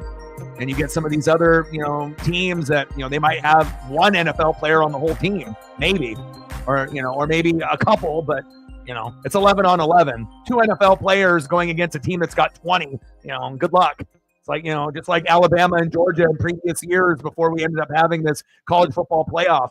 They would have 40, 50 NFL players over a 2 to 3 year period, and every other team that they're playing has got 5 or less, unless you're playing like Michigan or Ohio State, where they might not have 40 or 50, but they probably have like 20. So they're close, but they're not good enough to beat the upper echelon teams. That's why Georgia and Bama were so good. But now, since the NIL and the transfer portal, and now it makes everything a little bit more even for everyone. And then Saban said, I'm out of here, because he knew that he wasn't going to be able to have that advantage like he did in years past. So he gave up. He left, and then Harbaugh obviously decided to be able to make, Justin Herbert relevant again. So, but if Saban and Harbaugh stayed, they would have been very good this year. Michigan would have been very good this year. Alabama wouldn't have lost 3 games this year under Saban.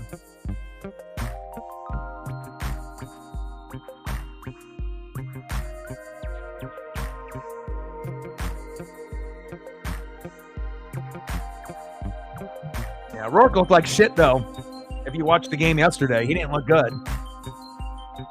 It's like anybody can look good during the regular season playing a bunch of dog shit teams, but like, how do you do against good teams, against good defenses? How do you play? That's how we should judge, Anybody can look like a goddamn superstar against bad teams, but like, how do you look against good teams? That's what you're judged by, But I guess if you don't have any top 25 teams on the schedule, or you have a soft schedule, then, then you get these 10-2, 11-1 records that are fugazi, and then you get absolutely fucking clapped. 21-3 Buckeyes.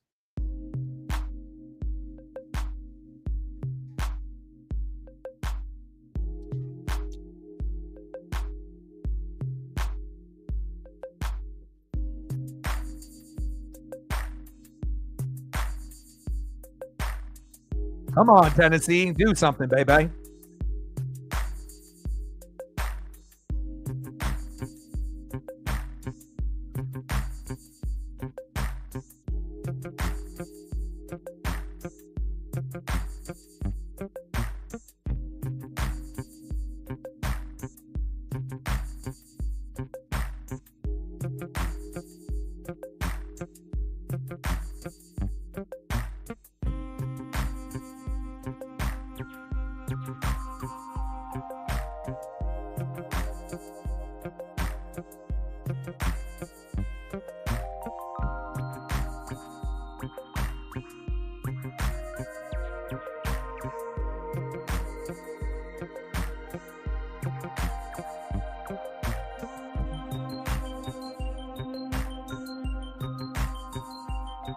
SEC Player of the Year. Really?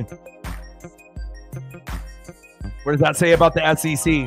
If this is the best. This is the best? 22 rushing TDs against a bunch of dog shit teams?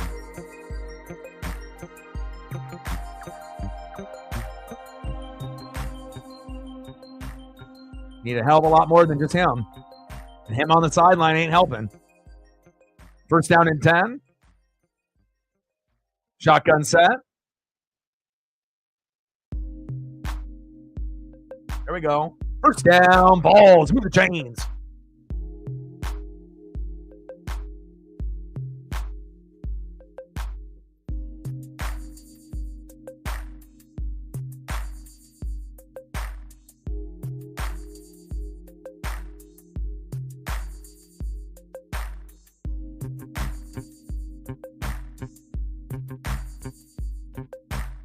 Five for 12, 62 yards, garbage. We got to give credit to Ohio State. They're the real deal, you know. They got a good defense. That's why that Oregon-Ohio State matchup was so intriguing because, you know, we matched up very evenly.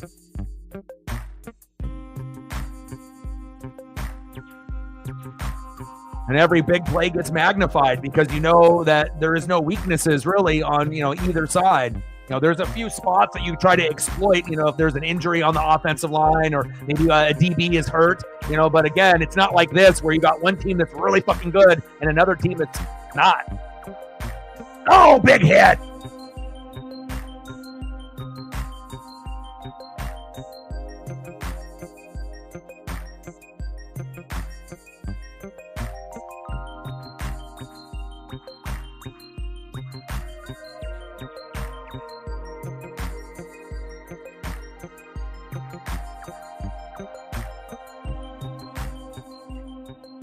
Man, zone. I mean, it don't matter what they run. They just got beast scheme, beast players. Tennessee is out of their element. Again, the only way that Tennessee had a shot in this game of even, you know, scoring some, you know, is being at home and feeding off the crowd.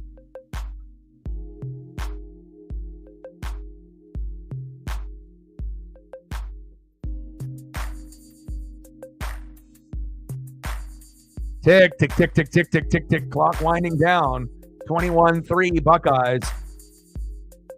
Fourth down and 1. There we go. First down, balls.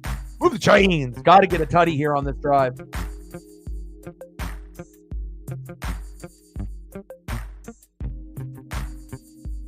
I wouldn't want Nico as my fucking quarterback. I'll tell you that.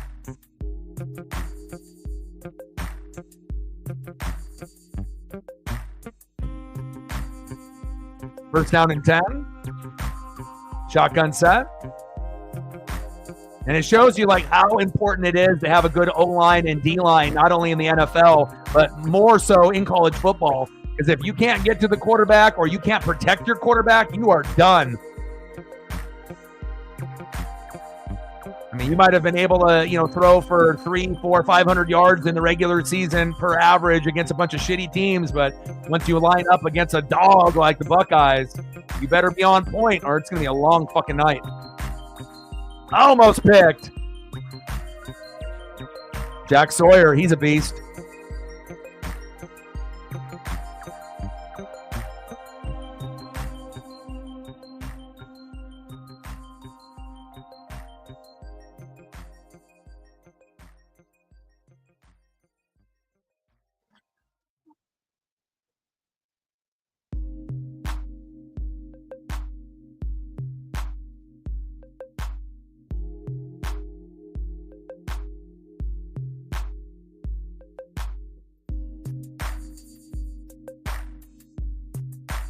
Shotgun set. Go, baby, go. Good fight. There you go, Nico.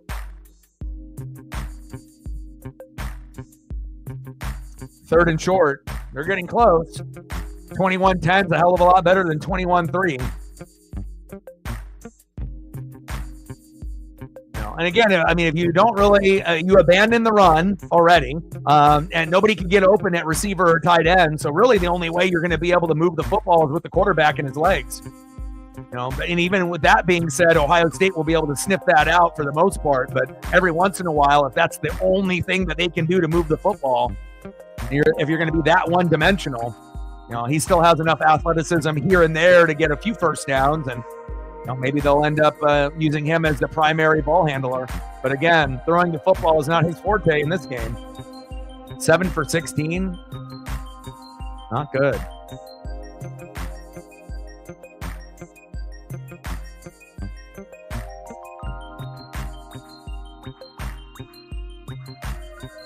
Come on, Tennessee, get in the end zone. We don't want to have 4 blowouts, but that's what we're setting up to be at. Possibly 2 blowouts as we go into the next round. But I'll tell you what, Oregon, Ohio State will live up to the billing. Notre Dame, Georgia will live up to the billing too.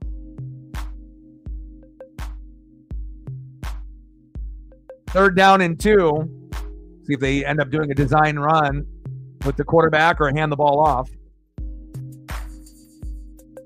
They like to bring pressure off the edge on third down. There you go. First down, balls. Move the chains. First and goal with less than 40 seconds to go. As long as clock management is good, they should be able to get in there.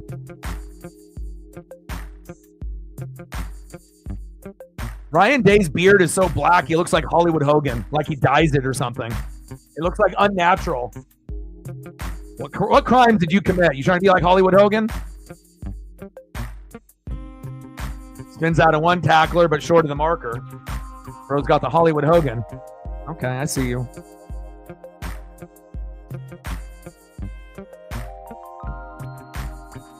Second and goal. Come on, Heupel. What you got cooking for me here?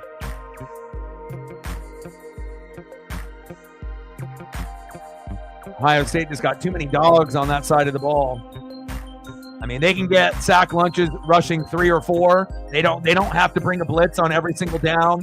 Third down, they're going to bring a blitz off the edge. Sometimes they'll end up bringing even a linebacker or like a safety or a corner late. You don't know where the blitz is going to be coming from. But look at that defense. FBS rank, red zone TD percentage first, and another first. Jack Sawyer, he a dog. Bow wow. But even with that being said, when you're backed up, into your own 5-yard line, and now you're on the 2, if Tennessee has anybody on that offensive line that's worth a damn, right? Push hard on this one fucking play, right? Push that bitch in there, and let's get to 10. I mean, we deserve this as college football fans. We already had to sit through 2 bad blowouts and a decent game, obviously, with, Clemson and Texas until, obviously the fourth quarter where they pulled away. But I want something at least somewhat close. Second and goal on the OSU 2. Keeper, Nico, touchdown, ball. That's what I'm talking about.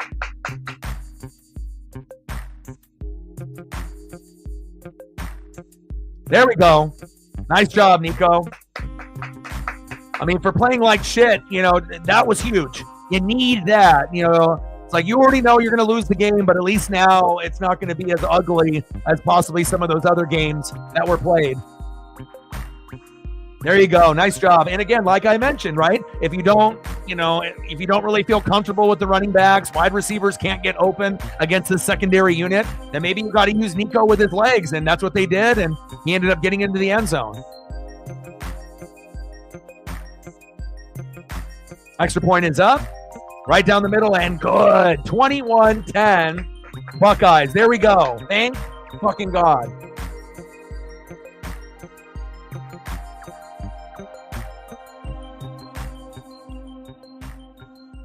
But again, it's like if you can just, watch film and you're paying attention to the game, and you watch enough film, you can kind of predict what's going to end up happening or what would potentially work.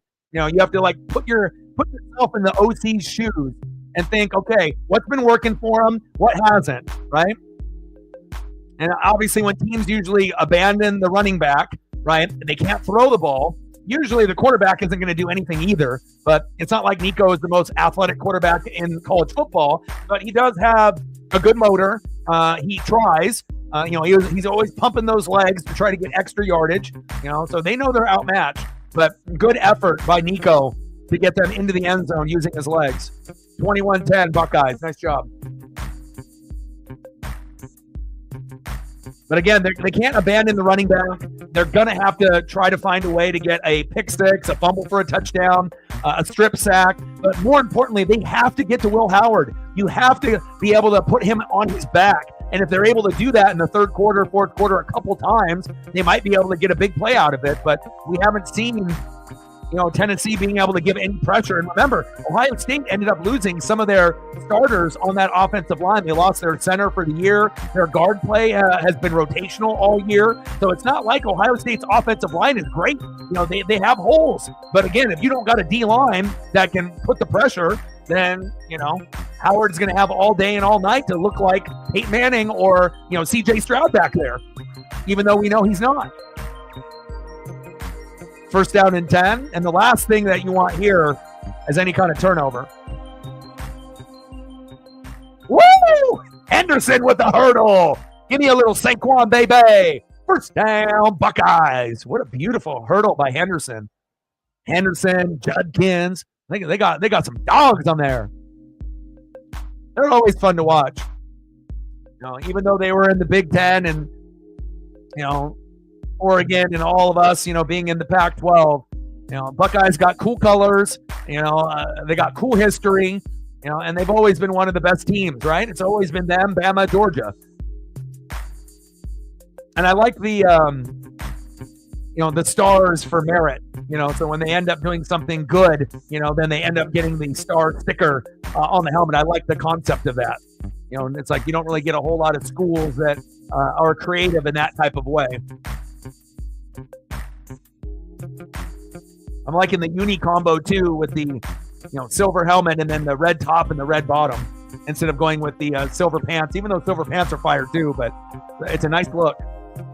Very stylish.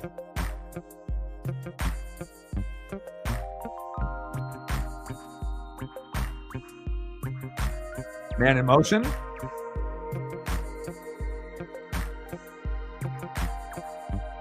Shotgun set. Towards the sideline, out of bounds. Seeing if they can maybe go for a long field goal.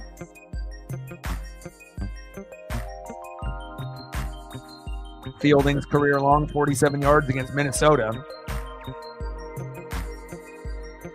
So they need still another 20 yards to get into range.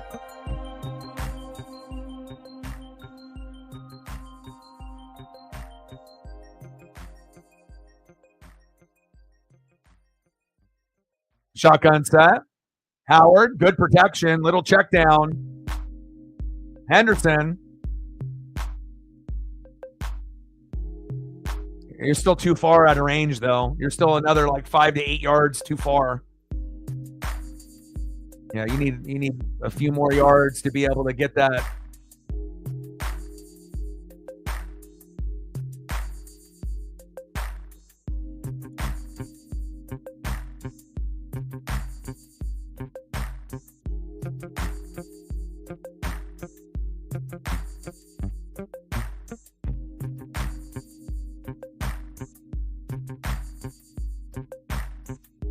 I mean, if Ohio State had another 5 seconds on the clock, instead of having 5 seconds, they had 10 seconds, they would be able to run 2 plays and be able to get that extra 15-yard chunk. And, we would see if that field goal kicker would be able to make a, 47 to 50-yarder. But, I mean, at this point, are they gonna give him a try to make it here? How long is this?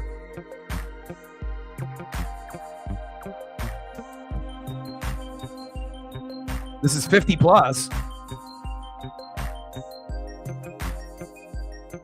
56-yarder. You're better off running a fake right here. Having the backup quarterback as the holder and trying to run a fake for a touchdown. But let's see if he makes it. 56-yard attempt. Long this season, 47. Kick is up. No good. Yeah, you might as well have just ran a fake right there or a Hail Mary. That would have been better off. But hey, you gave your kicker a chance. Kick is no good. 21-10 Buckeyes. Yeah, well, not every college kid can make a 50-yard field goal. It's pretty fucking hard. I mean, look at the NFL with all the kickers missing extra points and field goals. Like, hell, Justin Tucker went from being the best kicker of all time to being terrible this year.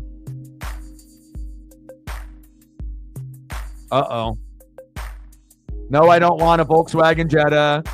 No, I don't trust you. 55-4 while leading at half.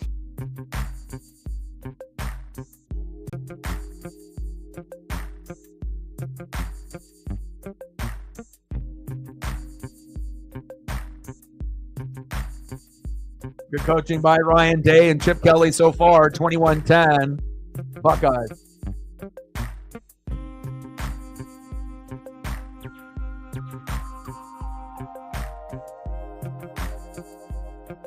Heupel looks like he's related to Shane Gillis. It could be Shane Gillis' brother.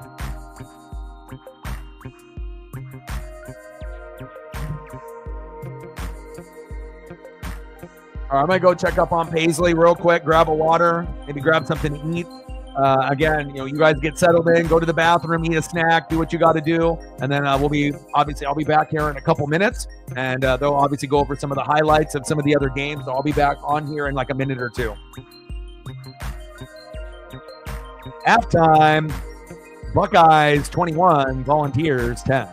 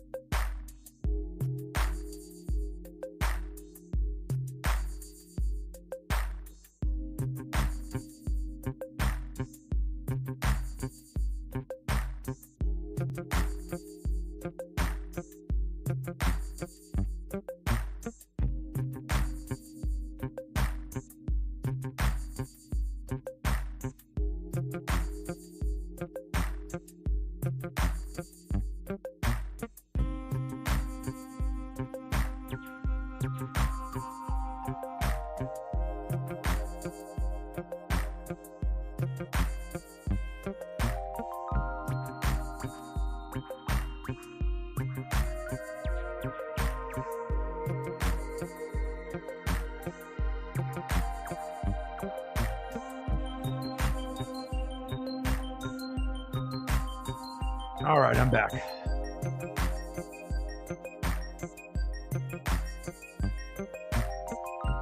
Well, he came out the Santa costume and Mariah Carey, as the theme song, so probably shouldn't have done that.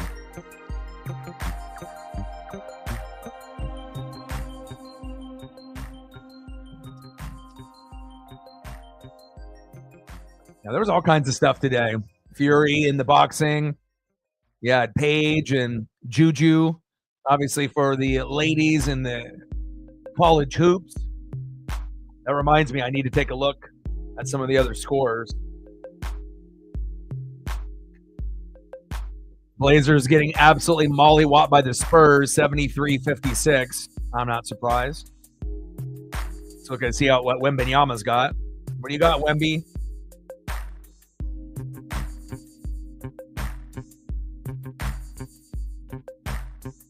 Simons has got 10. Shaedon Sharp's got at least 20. Wemby's got 18. 18, 4, and 3. And then obviously Kraken is about to start playing against the Vegas Golden Knights, but that's going to get probably ugly.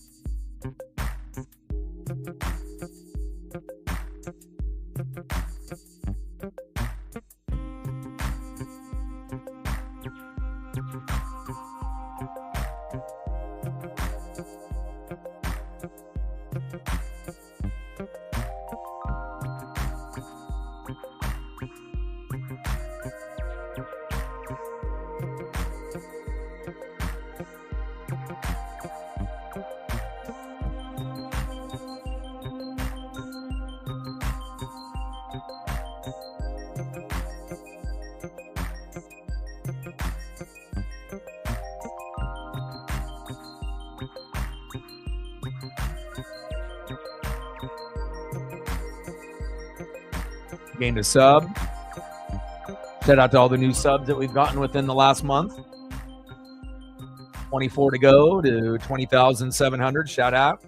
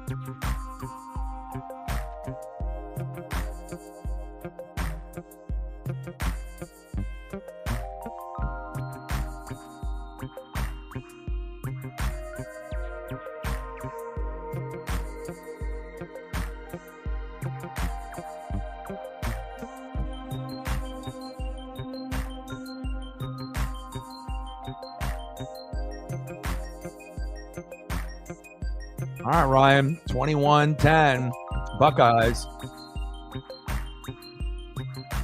Second half, just right around the corner.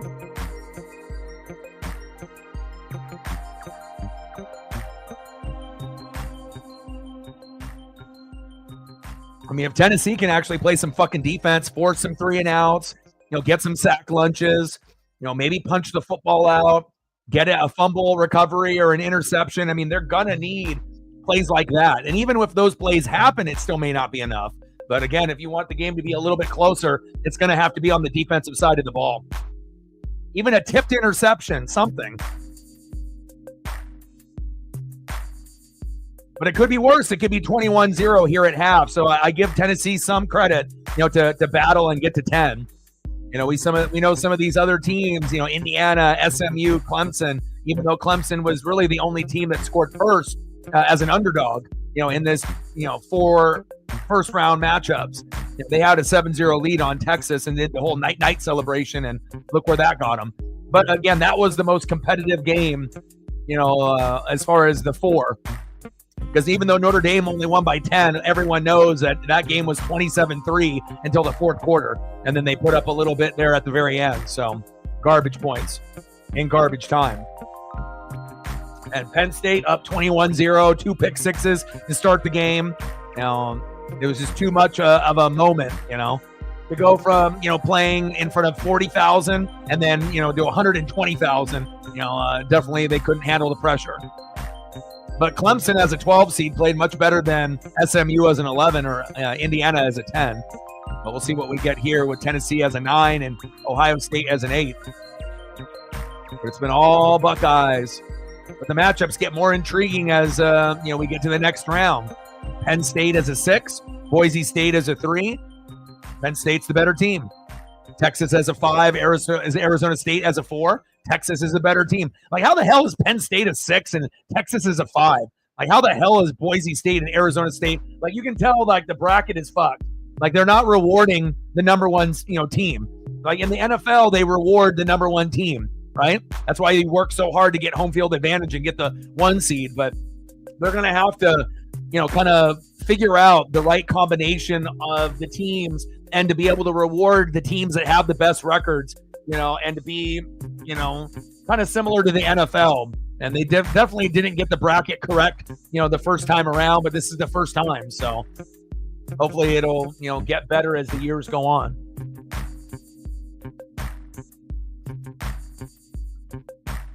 Yeah. And I understand, the reasoning why they did what they did, but again, they're still not necessarily rewarding the best teams, with the path, but it is what it is. I mean, if we have to have the hardest path to be able to win it all, that's what I want. Give me Ohio State, give me Texas, give me Georgia or Notre Dame. It's going to make for some good football. 21-10, Buckeyes.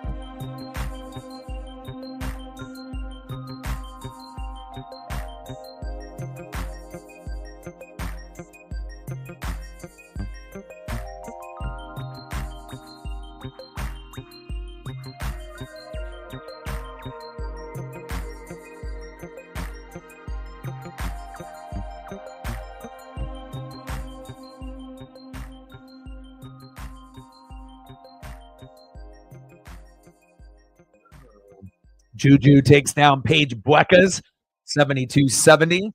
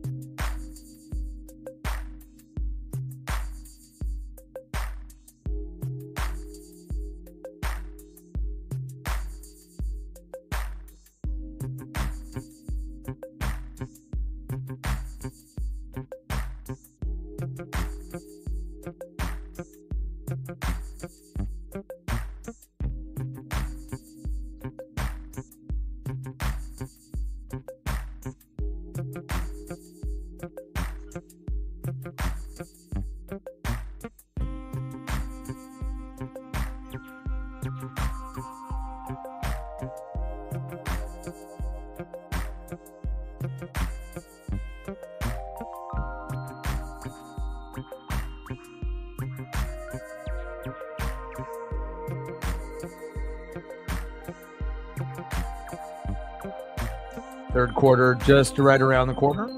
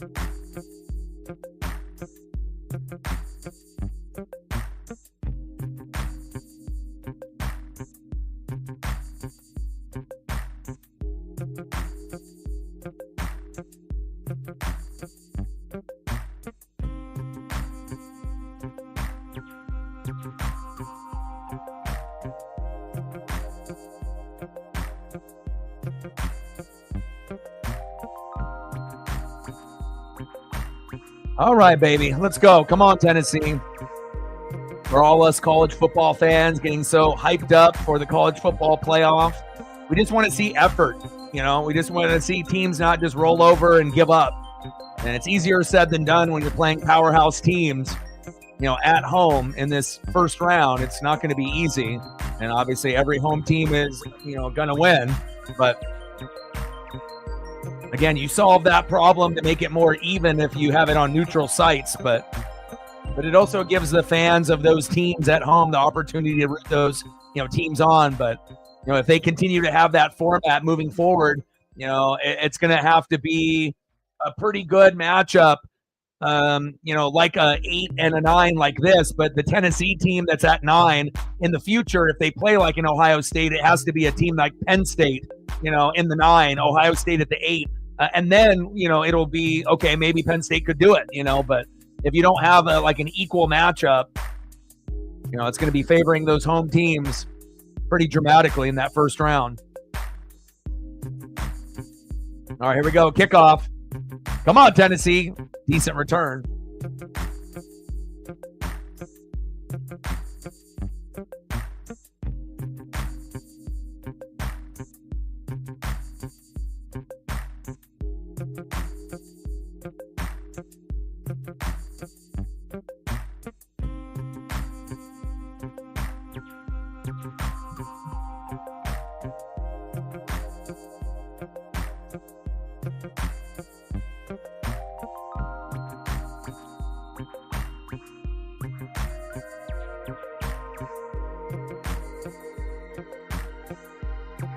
All right, let's go, baby. First down and 10. Shotgun set. Nico hands off. Decent run there on first down. Good protection and good blocking up front by the Vols. Let's see if they can keep it up. Nice run by Bishop. Shotgun set. Play action fake. Nico.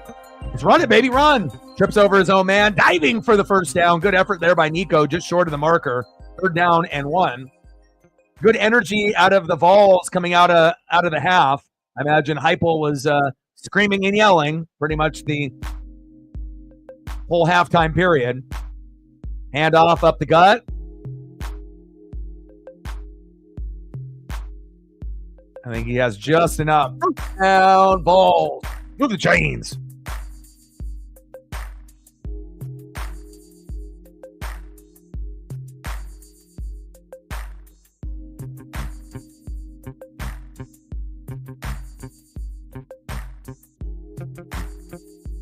First down and 10.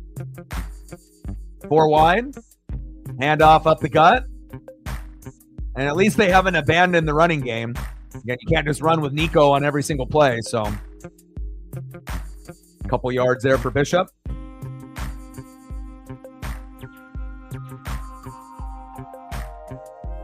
See you, Deshaun. Second down and 7.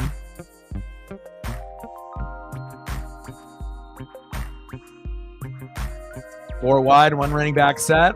Play action fake to Bishop. Throw to the sideline. And complete. Blanketed defense there by the Buckeyes.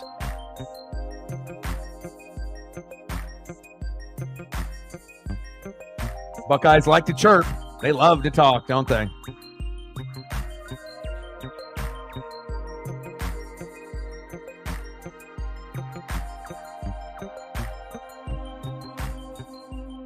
Third down and 7 on the Tennessee 39.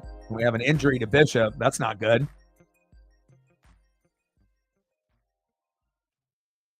Yeah, very, very thin at running back. There we go. They got the Mo Bamba. That's the best hype song in college football for any school.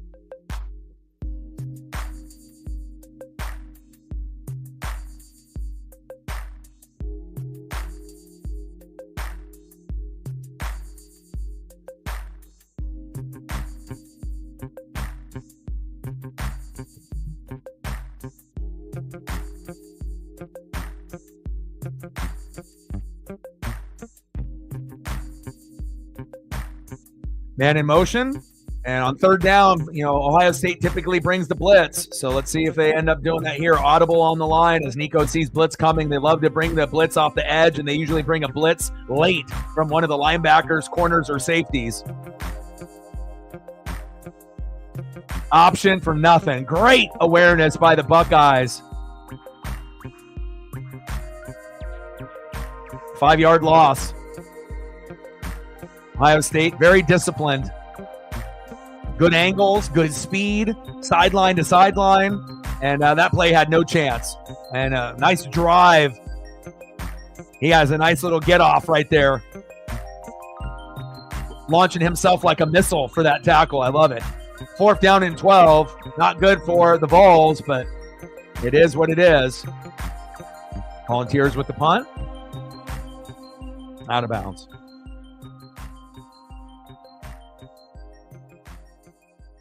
How's the weather where you're at, Zay? You still got all that snow out there, or has some of it melted? You're not living in an igloo anymore, are you?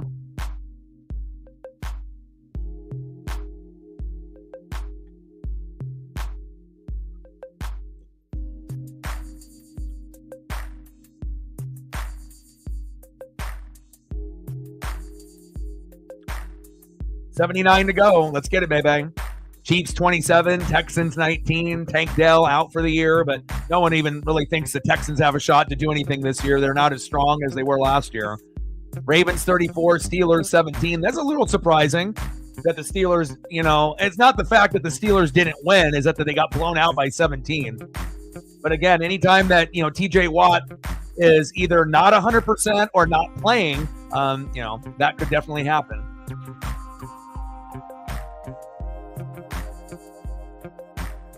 And the matchups tomorrow aren't necessarily the greatest.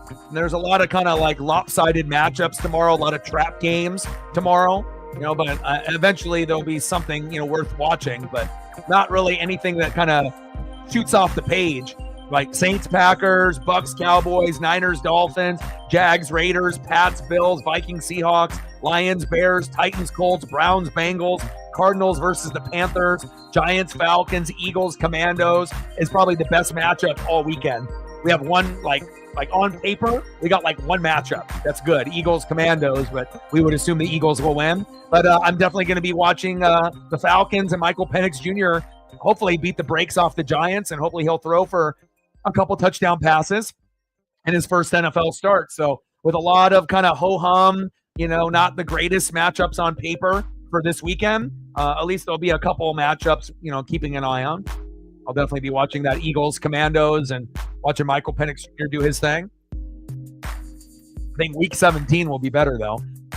Then we got Chiefs Steelers on Christmas, Ravens Texans. Both of those are good. Seahawks Bears on the day after Christmas, but I'm going to be courtside for the Blazer game, and I'm going to go to the arcade and eat some food, so I won't be streaming that game, but I will be watching on my phone, even though I'll be playing some video games and eating some food. I'll definitely be keeping up.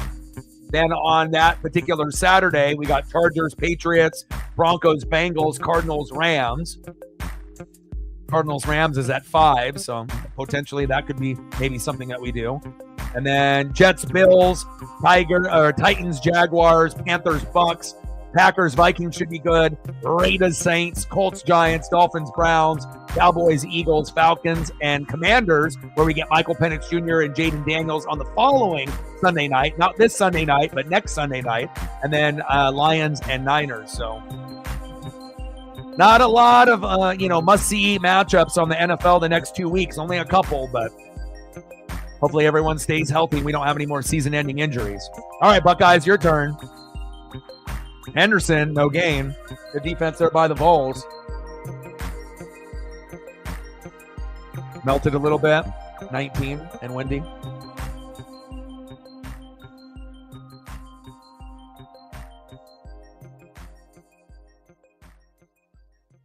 $21-10 Buckeyes. Come on, Volunteers, do something.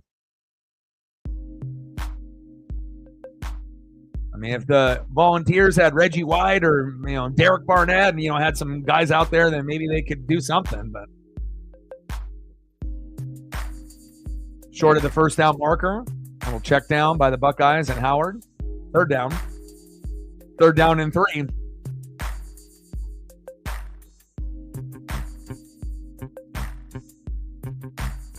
Third down and 3 on the OSU 42. Tennessee needs a sack lunch. They need a turnover, a tipped pass for an interception, a fumble, a punch out like Charles Peanut Tillman. They just need something to get the spark going. And if you're the Buckeyes, just keep doing you. Keep doing what you did in the first half. There you go. Nice throw to the outside on that little bootleg. First down, Buckeyes. Great play call by Chip Kelly. He may not have, the same type of, following when he was the Oregon Duck head coach, but, give it some time. At some point or another, he will be a head coach again.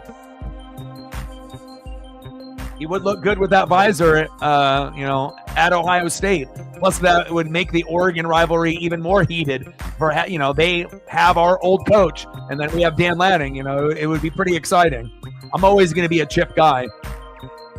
He gave us, the best 4 seasons up to this point, not counting, obviously with this, new era with Dan Lanning. But prior to Dan Lanning getting hired and when we had Mario Cristobal, I mean, we never have experienced, Rose Bowl, Natty, Rose Bowl, Fiesta Bowl, back in that time period. That was very special.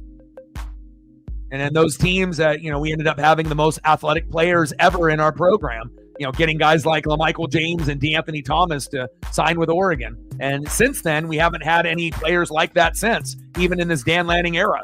LaMichael and DeAnthony were very special. Howard, floater, he's open. There you go. First down. Oh, and he fumbled it out of bounds. First down, Buckeyes. Nice touch throw there by Howard.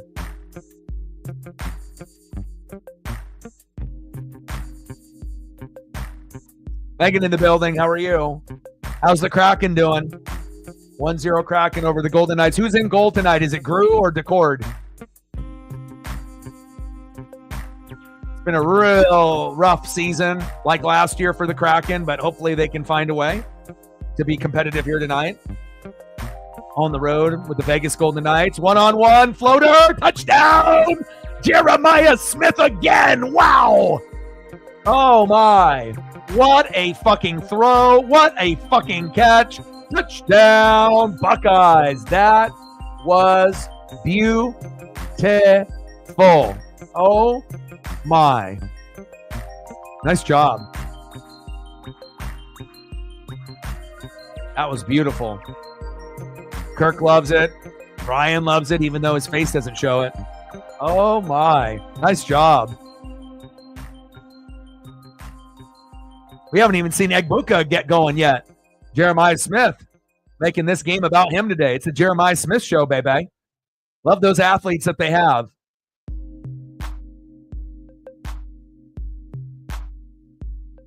Extra point is up, right down the middle, and good. And again, if we're not going to have Tennessee catch up, let me see some exciting plays, so that way I know what to look for scouting-wise, obviously. And again, Rose Bowl, Ohio State, Oregon, just like how it used to be, a Pac-12 or a Pac-10 going against a Big Ten team, for the Rose Bowl. We get that, and I'm super excited that we're going to get Ohio State in the Rose Bowl, even though the circumstances are a little bit different and Oregon's in the Big Ten now. But again, I always love the Rose Bowl. Sometimes the Rose Bowl ends up being the best game. Sometimes the Rose Bowl is better than the Natty, right? Sometimes the Natty delivers like the Super Bowl, and sometimes it doesn't. It ends up in a blowout, right? And, sometimes the AFC, NFC championship game and the Rose Bowl end up being the best games, in the NFL, in the college football season, in the playoffs. So, exciting.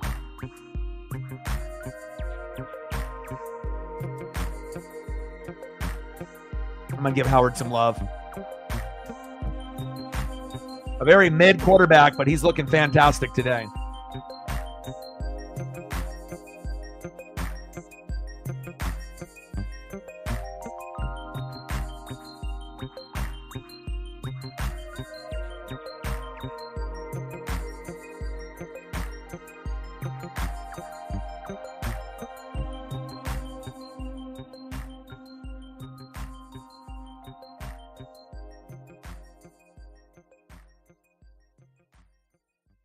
Nice job, my guy.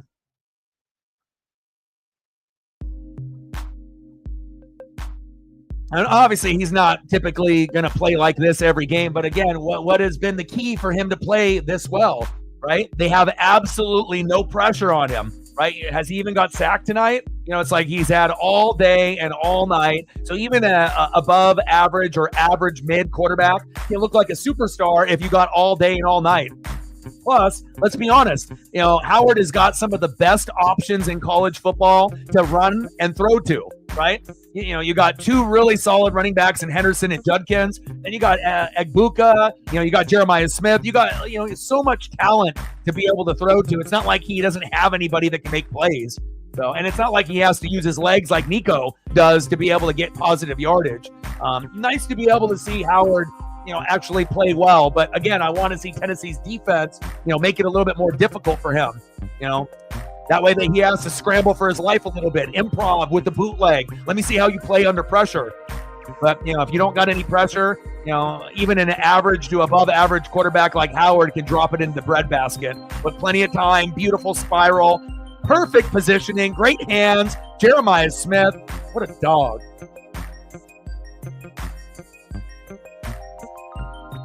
Way to bring that electricity. I see you, Buckeyes.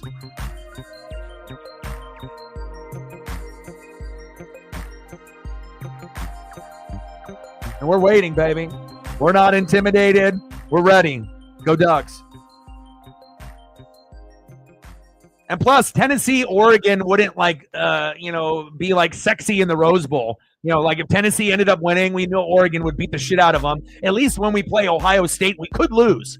I'm not going to be like, we're going to, go all the way because we were the only team to go undefeated this year and we won the Big Ten championship. The reality is, if we have a bad quarter, right, we could lose to Ohio State. If we have a bad quarter, we could lose to Texas. If we have a bad quarter, we could lose to Notre Dame or Georgia. So, again, we have to play clean football. And really the key is going to be Dylan Gabriel, because in every big matchup, he has no interceptions. So if he can play clean and not have any picks against Ohio State, no picks, against Texas, and no picks against Georgia or Notre Dame, or maybe one at the most, and no pick sixes, and one interception or less per game, we'll be cooking. But if we end up getting 2 picks or more with Gabriel, that could be the difference between us advancing or not. But luckily, he's been pretty money in the big games. And we got good running backs and wide receivers like Ohio State, so we don't need Gabriel to really, do a whole lot on his own. Every once in a while, run the football. You can end up getting a 10 to 30-yard gain, once in a while. Just be efficient with the offense. Pass towards the sideline for a minimal gain. 3rd down.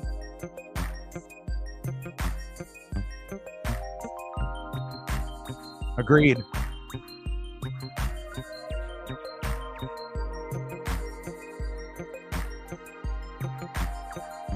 Yeah, you guys got, and again, you guys are Ohio State. You know, it's like you guys are the cream of the crop, other than Bama and Georgia in years past, right? Until recently, you know, Michigan joined the party, you know, but normally it's like, you know, Georgia, Bama, Ohio State, that was it.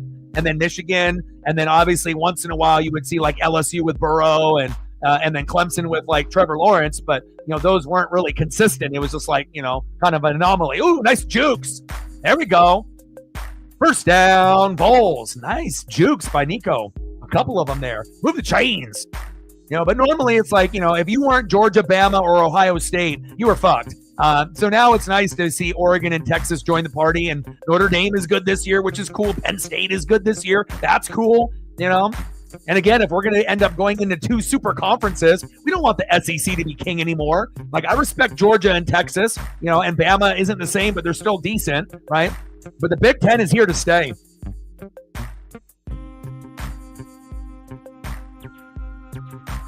Yeah, very twitchy at his size.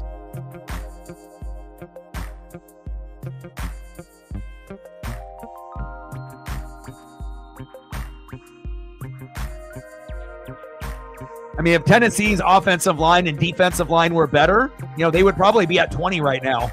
You know, even if they didn't have better running backs or wide receivers or linebacking core or secondary, just the simple fact, if Tennessee's O-line and D-line were better, you know, more time for Nico to go through his progressions and the running game would be better. And a little flip, dangerous flip right there, could have got picked off.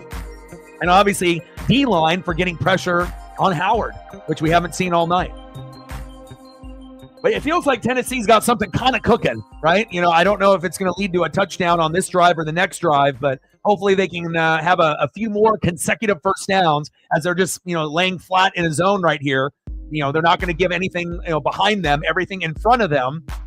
And that can be intimidating because they move very fast sideline to sideline. Ohio State can play man, they can play zone, and they're very, very fast.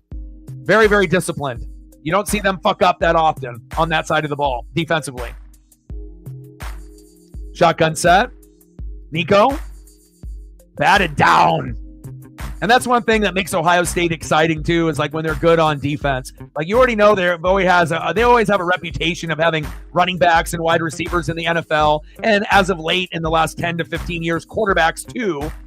You know, I would like to see more offensive linemen go to the NFL from Ohio State and try to build the program that way, where you have beast guys up front. But, you know, they have some guys on that D-line that are special, just like Georgia and Texas and Oregon. Even though this is leading to a punt, that was actually like some positive signs based on what we've seen from Tennessee in the first half. And yeah, that didn't lead to a field goal or 6. But again, it's kind of the start. You can feel like, okay, you know, we got 2 first downs. Let's try to get 3 first downs or 4 first downs in a row on the next drive. And, you know, hopefully they can end up forcing a 3 and out, or, you know, getting a punt after only 1 first down, work the field position game so that way they're not backed up in their own 5-yard line and have to go 95 to score, right? And then eventually it feels like Tennessee is on the cusp of getting a field goal or a touchdown in the next 2 drives or 3 drives. But by the time that happens, how much time is left, and also how many scores has Ohio State scored in that time period as well. So it's not like Tennessee's coming back, but at least they're fighting, and that's what I like to see. Oh, you giving up on the lights? Well, at least your nails look good in your little photo. I like the color. Looks good. Yeah, I was thinking, you know, because I'm supposed to get money, you know, today, you know, but anytime that you get, it sucks. So if you end up, you know, working for like YouTube and Google, right, and it lands on a Saturday or Sunday, they won't pay you. You have to wait till that Monday. So if it falls on a Saturday or Sunday, you better have some money saved up, or you're, you know. So essentially, I'm going to have to wait until what, the 23rd, you know.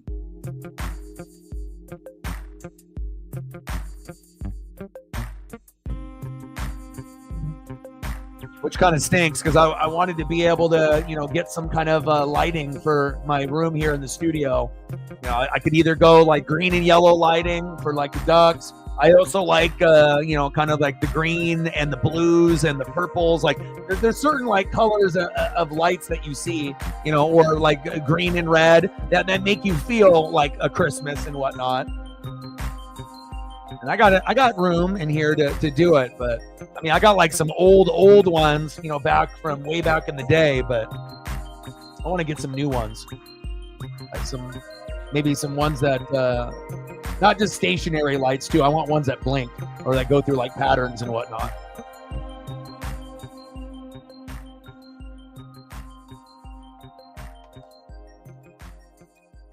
Yeah, but tree lights, I mean, especially if you have old ones, the connections on the old ones, and also if you end up having ones that you have to screw in, those bigger ones, the threading, ends up getting kind of ruined in some of those as well. If you end up having the little ones, that are just attached already to the base, and then you just turn it on, usually those ones end up being pretty good. But, lights definitely can get worn out pretty quick, so.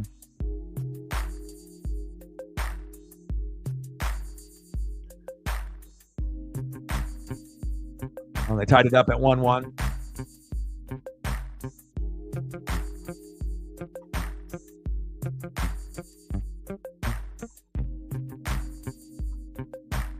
I appreciate that. I work really, really hard, and, I understand some people are going to be able to support me more than others and whatnot. And, every dollar counts. Anything that I, end up getting, it never ends up being for myself. It's always going to be for the bills, for the channel, or for Paisley. So if you appreciate the hard work that I bring with all the reading and the film study and the thumbnails and the live streams and the videos, anything that can be done will be greatly appreciated.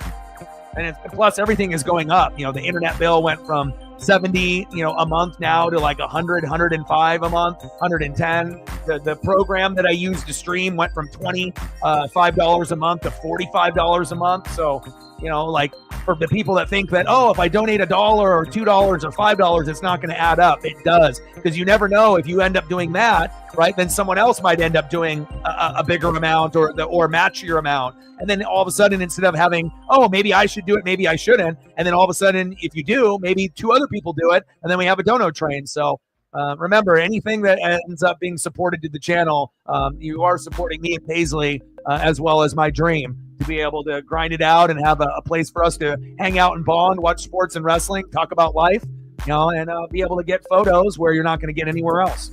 28-10 Buckeyes.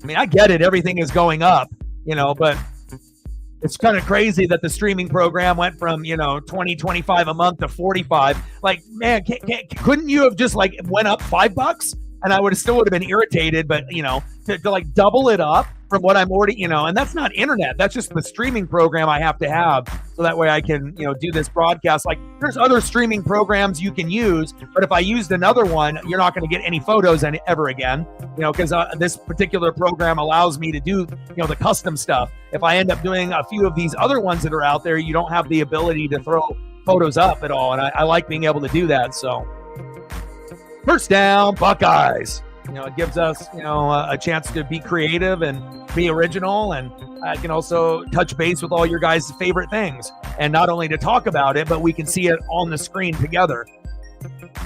It connects us together, in a deeper way.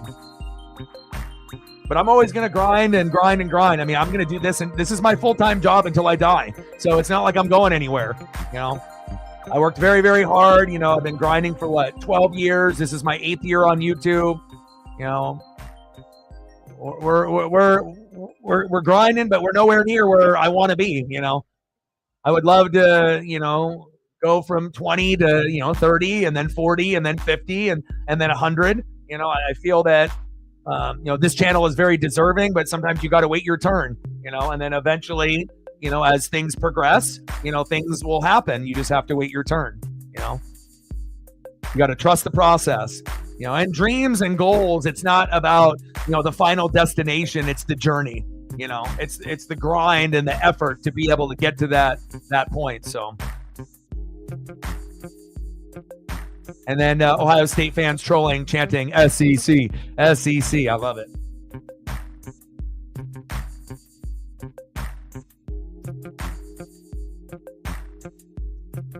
You don't need to send me anything, man.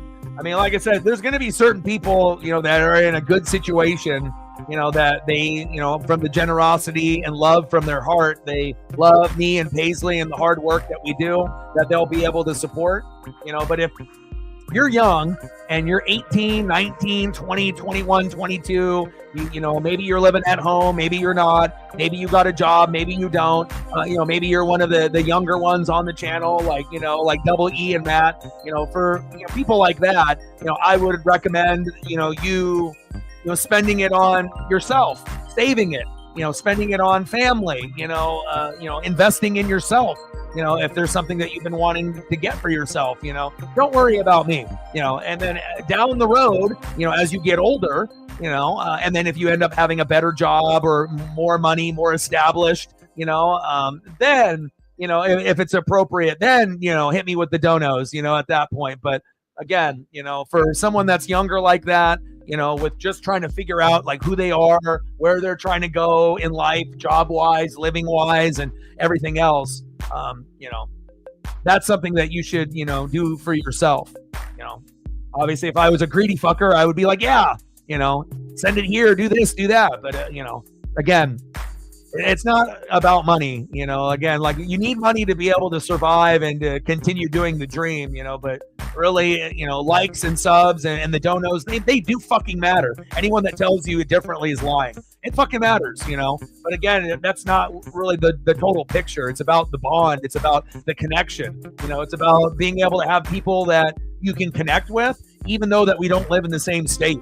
We don't live in the same city, but we all like think similar, For a lot of us, we would give the shirt off our back to a close friend if needed, right? But there's other friends in our friend group that sure as hell wouldn't do that, And also, just learning about life and music and sports and supporting each other and not being a hater and not being biased and appreciating greatness, even if it's on the rival teams, and, being there for each other, And if you really think about it, if you would have said this maybe 10 years ago, people wouldn't be able to believe you as much, but you can have stronger bonds as part of as a group, even online through like, YouTube or Twitch, than you could be with people that are in your life face to face in your hometown state. Because just because, someone lives close to you doesn't mean that they know you or care about you or bond with you. Some of us have a deeper connection and, than others. And that is facts. I'm very grateful to have the people that I have that support me on a daily basis. Shout out to you guys. Second down and 3, Ohio State.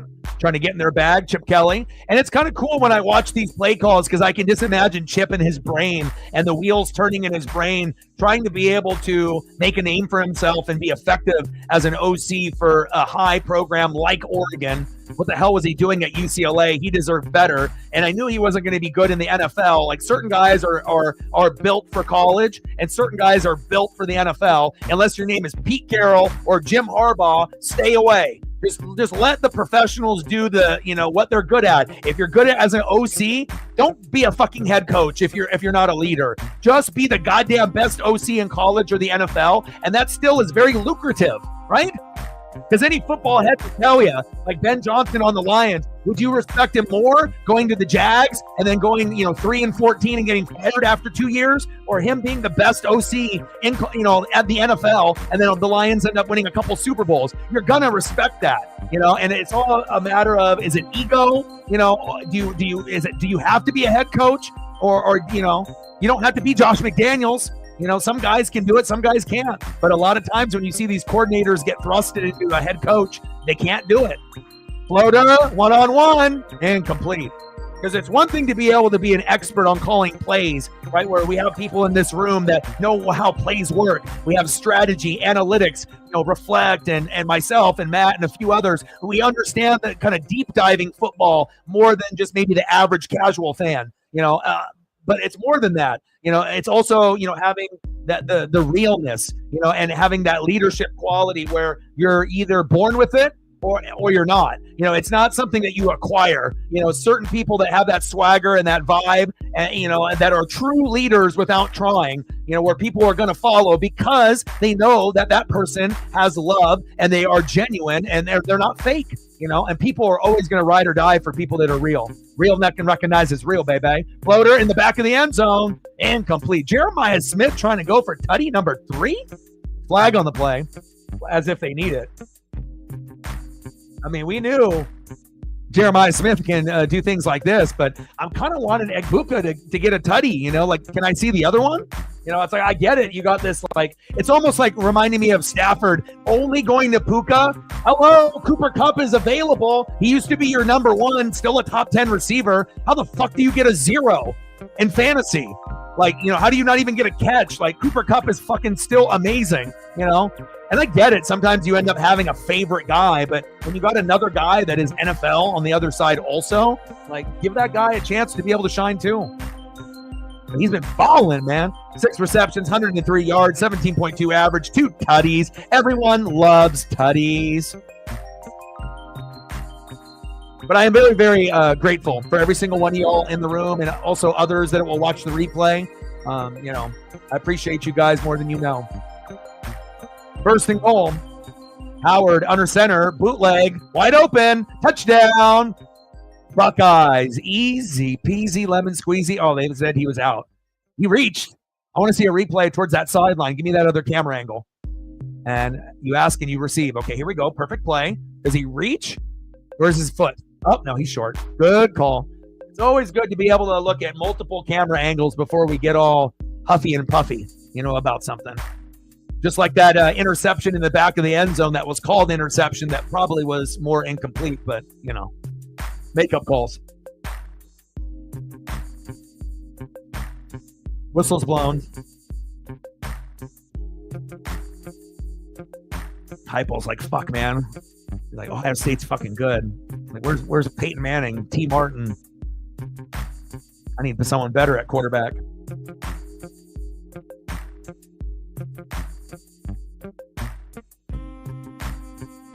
Cooper Kupp, shitting the bed, even though that was the rain, bad weather game. But even though I have no chance of being relevant in fantasy this year, I'm going to punish players.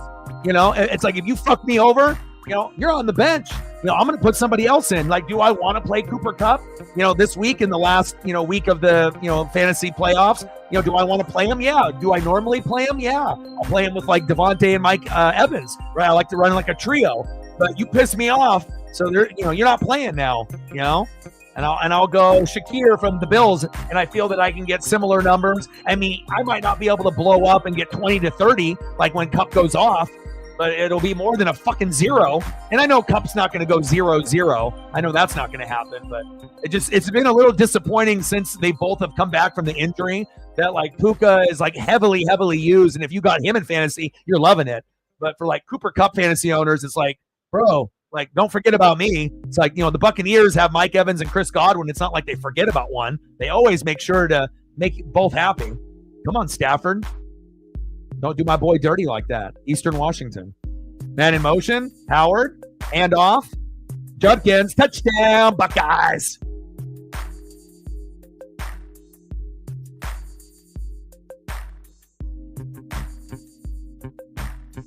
But I'm going Darnold, James Conner. I got Pollard, but he hasn't practiced all week, so I got the backup Spears just in case.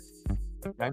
Devontae Adams, Shakir, Jonnu Smith, Mike Evans. Broncos D shit the bed, but they've been number 1 all year. And then Bates, right, number 1 kicker. My bench: Mark Andrews, Juwan Jennings, Cooper Kupp, David Njoku, Spears, just in case Tony Pollard can't do it.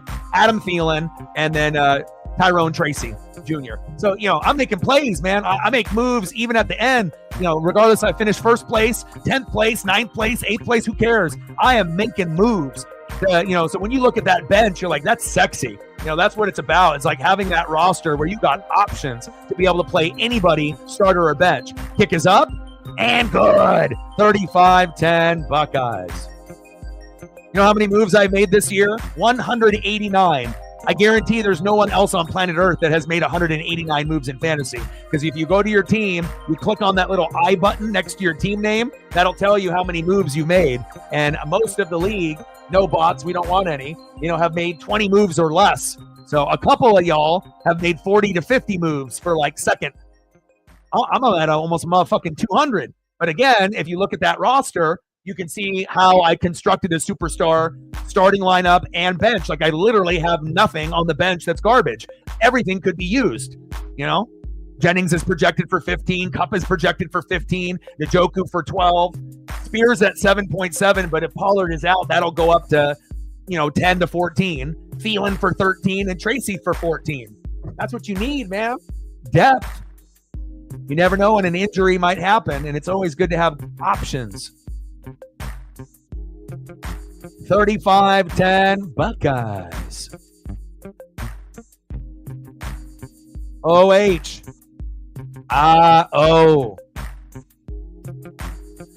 Yeah, so you smart. You got them both, so you're good. But I like to reward players, like when I do fantasy, I like try to be the coach. Like, like these guys are in the room with me, and it's like if you let me down, you might get cut or you're going to the bench, and then I'll reward someone else that has been good that maybe other people in the league wouldn't play. But I like to give people chances. I like to go with my main studs, the main studs in fantasy. But if I construct a super team and my bench is fire, I want to sprinkle in a fucking Shakir from the Bills. Josh Allen is balling, baby, right? It's just that there hasn't been that like Stephon Diggs kind of numbers. So that way, if, then it would be like Shakir would be a must start every game, right? But it's like he spreads it out to everyone. So really, James Cook is the main beneficiary of Josh Allen, besides himself with his arm and legs. MVP, okay? Oh, there we go, Tennessee. Maybe they should start giving them points for first downs now. Like, I think if you're down by like 20 points or more, for every first down that you get, like in the fourth quarter, you got to be able to get something. But hopefully they get at least 17 before the game is up. 20 would be ideal. Uh-oh. Oh, shit. 12 noon. You know what time it is? Time for a sack lunch. Yum, yum, yum, yum, yum, yum, yum. And he didn't go down right away, and then the other Buckeye came in there and just mollywopped and fucked him up. Jack Sawyer. It's like a mountain man, Sawyer. He seems like a farm kid, like beast mode. Like he just when you see like certain guys in college when they play like linebacker, or certain positions, D-line, and they're really, really good, and if they, you don't know if they grew up in the Midwest or, if they, have farm stuff in their blood, but there's just certain types of athletes that either play the part or they look the part. End of 3, 35-10 Buckeyes. I like Sawyer. 35-10 Ohio State. Oregon, we're waiting. We're waiting, baby. It's a challenge. It's really, really hard, right? But this is what we got to do. You got to play well. Swag. Uniform. Swag. Every game. Different. Swag. You look good. You feel good. You play good. No one is going to match our swag ever. We're always going to be number one in swag. But again, on top of the number one of swag, we have to actually have it lead to something, right? So all the haters can shut the fuck up of saying, well, you got 100 uniforms, combinations, but 0 championships. Is that all you got? And I think that those haters are finally realizing that if we don't win it this year, right? If we don't, right? Congratulations to Texas, Georgia, Notre Dame, or Penn State. But if we don't, like, we're going too soon. Like, Dan Lanning is too good of a head coach. And with the play callers that we have with Stein and with the recruiting and the NIL, like everyone in college football knows, even the haters, Bama, Georgia, Ohio State, Michigan, Texas fans, Bama fans, times are changing, right? And, Michigan and Georgia, Michigan and Alabama, were there. They lost their head coaches. Insert Oregon and Texas in those spots. And really tough, but I'm ready.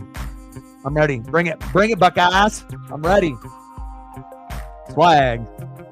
Helmets, jerseys, gloves, pants, socks, cleats, armbands, do-rags. headbands. Go. Swag. Let's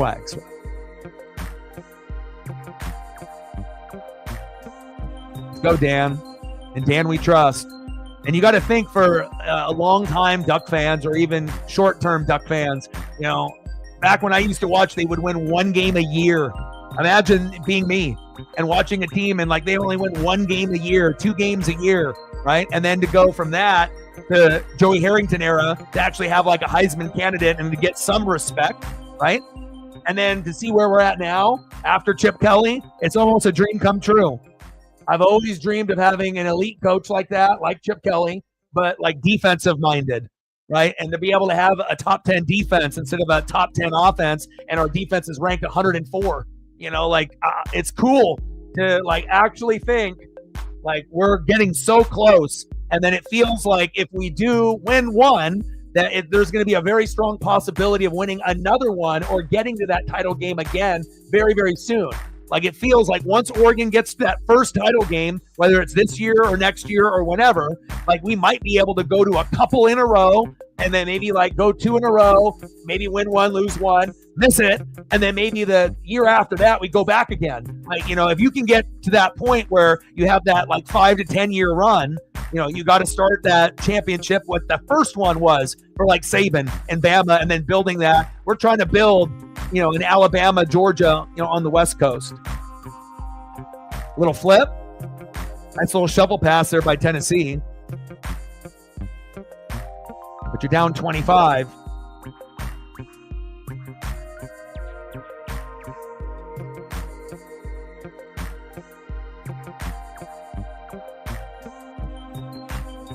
But even though we did get blowouts in all 4 games, it allowed you to kind of take shape of the top players on the favored teams at home. So that way, when they go to the next round, you kind of have an idea or a feel, based on the other teams that you have watched, how even is the next matchup. And there's a reason why these teams are winning. And even if they were on the road, some of these same teams would still be winning. Go, baby, run. Ooh. Hit him with a skirt. Nice stiff arm. Leaning forward. Hit him with a skirt. Skirt. Skirt. Skirt, skirt.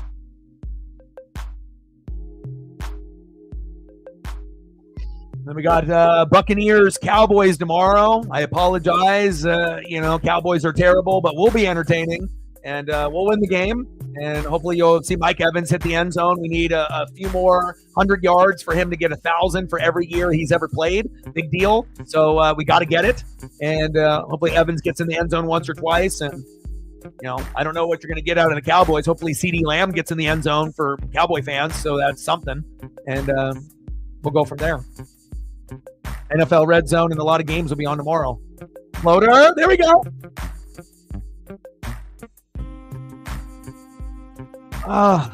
Just when they have a chance to be able to make a play. Good teams find a way to win. Bad teams find a way to lose.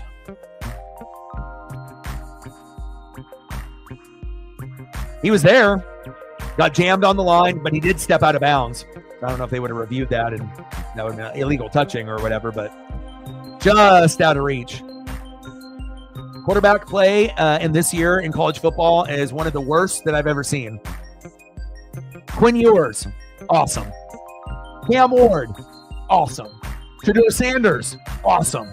Right? But after that, there's a big gap. If I was bandwagon, I'd be like, Dylan Gabriel's the best quarterback in college football. He's going to be number 1 pick in the NFL.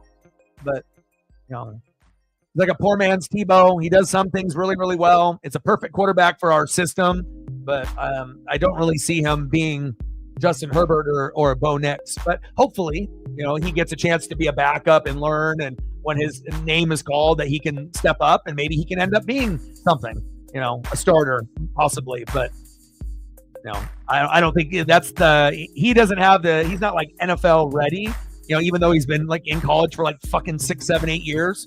It's some guys are just better suited for the pro game than others.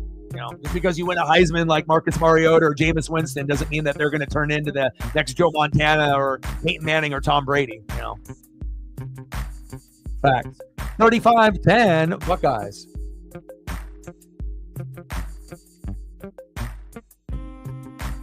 Cole's favorite, K. McNamara. K. McNamara. Horrible. Laughing emoji. 1, 2, 3.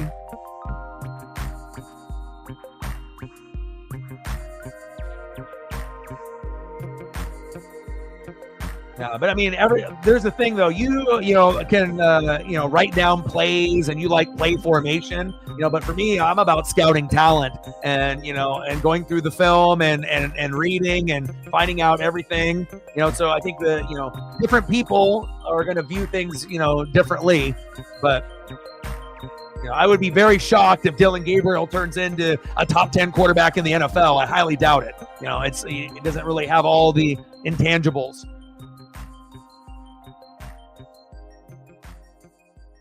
But if he proves me wrong and I end up being wrong, good. Then that's a good thing to be wrong about, because then it's like another Duck player getting a little bit more love. But, Bo Nix's don't grow on trees. Justin Herbert's don't grow on trees. It's like we can still win a natty with a quarterback that doesn't have a successful NFL career or doesn't even make the NFL.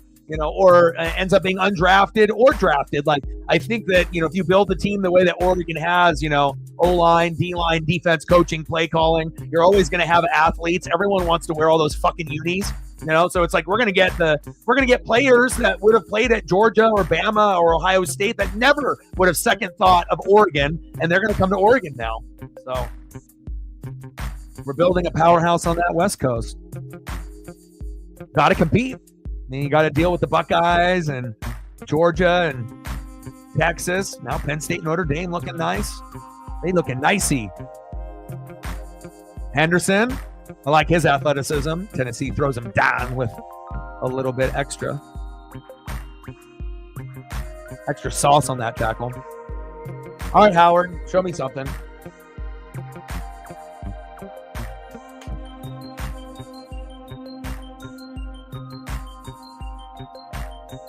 I love watching. I can always read and go over things, but I like being able to go over the breakdowns. Because again, with the breakdowns, you can look at many, many things. When most people look at a football screen that we're looking at, we look at the center and we look at the line briefly. The ball gets hiked, and then your eyes go only to where quarterback, nice dive right there, fumble comes out, but it was already on the ground. But it's like, people are only focused on the quarterback or the running back that's running with the ball or, the wide receiver. But if you train your eyes to look at like the offensive line and focus longer there and have the other stuff in like your peripheral, same thing. Like when you watch the game, watch it, when your team plays defense, and watching how those guys are constructed. It's a different method, but you definitely see football in a different light if you look at it from a different perspective, offensively or defensively, following where the ball is going or, maybe following the line.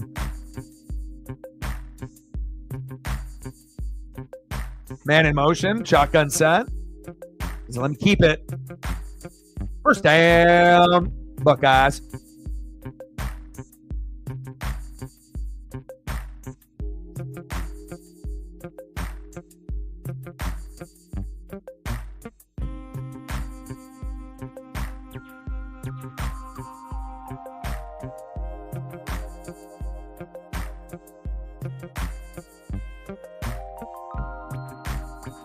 Yeah, Ohio State is going to fucking hate us forever.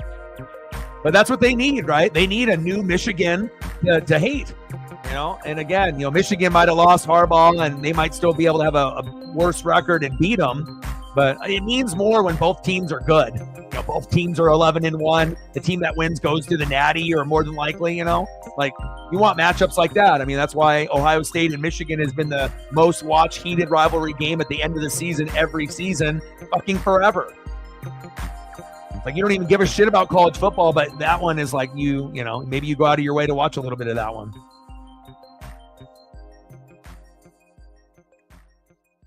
Second down and 10, 35-10. Buckeyes, Oregon, Rose Bowl, January 1, 2 o'clock Pacific. Be here and enjoy the greatness. It's going to be awesome. Oh, baby, look at that. He's gone. Touchdown, Buckeyes. Man, Henderson with the tutty. But again, for all those people that bet money on what I said yesterday, congratulations. You won some money. I'm too superstitious to do it myself, but, I'll give you the path. You just got to have the extra money to do it. Look at that, bouncing off the counter, great vision, great agility, slow speed, slow angle, poor effort. And then, you're getting mollywopped, you're getting stomped, you're getting RKO'd, you're getting stone cold stunned, you're getting rock bottom, you're getting Hogan leg drop. Do I need to keep going? No, the fuck I don't. Extra point is up. Super kick is good. 42-10 Buckeyes. Let's fucking go. And shout out to wrestling. Wrestling has been really good as of late. Some promotions are getting left in the dust at WWE, but ROH, Impact, NJPW, AEW. It seems like, it's not going to be as consistent as WWE, but they're starting to, get some guys healthy, and certain guys are going to be available, and some of these other things that maybe we've ignored, we're going to pay attention to again. Because I know once I can see Kenny Omega on a regular basis, I get a lot more interested in that other program. But, I still got guys like MJF, who's fantastic on the mic. I mean, if you want to learn mic skills, you look at a guy like that. Superb. 42-10 Buckeyes. So he's like, yes. It's like, yeah, we won with our fucking coach. And if he wants to keep his job, right, you could probably have to beat Oregon. You don't beat Oregon, right, and then you have another kind of like, second place season, third place season to Oregon, Penn State, you're probably gone, right, at some point, either this off season, but, depending on what happens. But I would assume that they will give him another couple seasons. It has to be like a couple bad ones in a row. But if you ended up firing him and made Chip Kelly the head coach, they would be much better. You'd be ahead of the curve on the recruiting trail. But when it happens, I guess. Kirk is happy. He's an alum. He was a QB. 3-1 Knights. That's a Kraken for you this year. Blazers are in the same boat. When you're a fan of a team that is bottom 3 in the division in like basketball or hockey, it fucking sucks. It sucks. Like you want to be, hopeful, but man, it's hard to be a Kraken and a Blazer fan right now. But I'm still doing it. And I know things will get better, and then you'll appreciate the good times more. You got to go through the bad before you get to the good.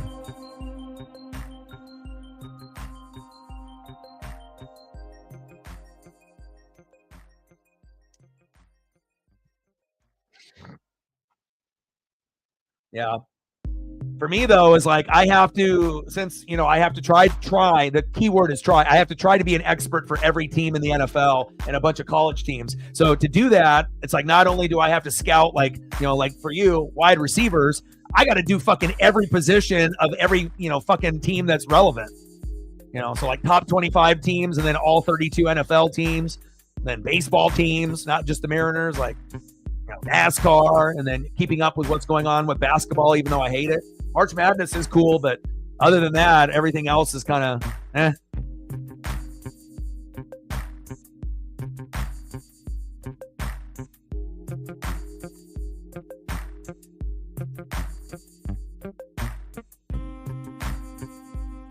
42-10.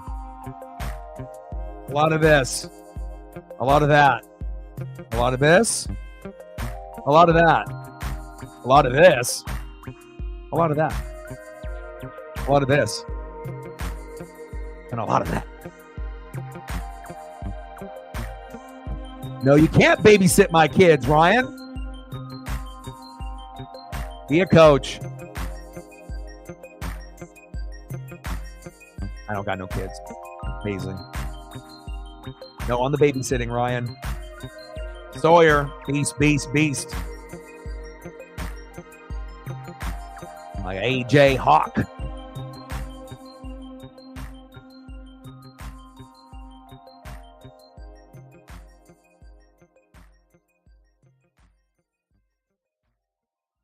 Shotgun set. Little bootleg. Come on, Nico.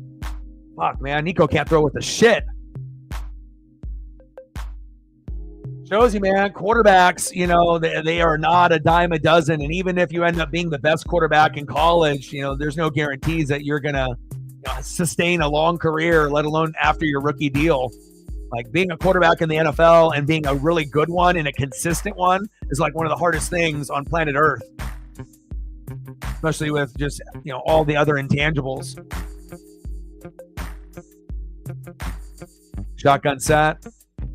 Come on, baby. Uh-oh. 12 noon. You know what time it is? Time for a sack lunch. Yum, yum, yum, yum, yum. Strip sack. Pow. Recovery.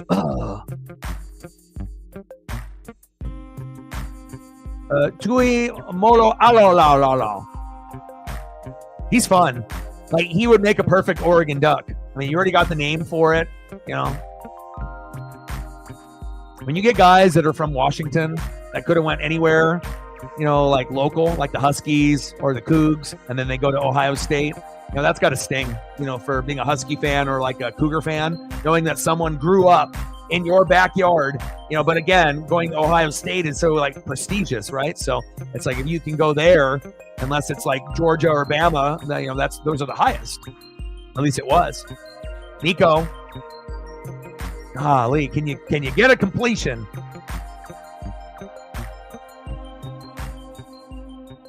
It's like, fuck, man. It's like, this sucks. We're down by 32.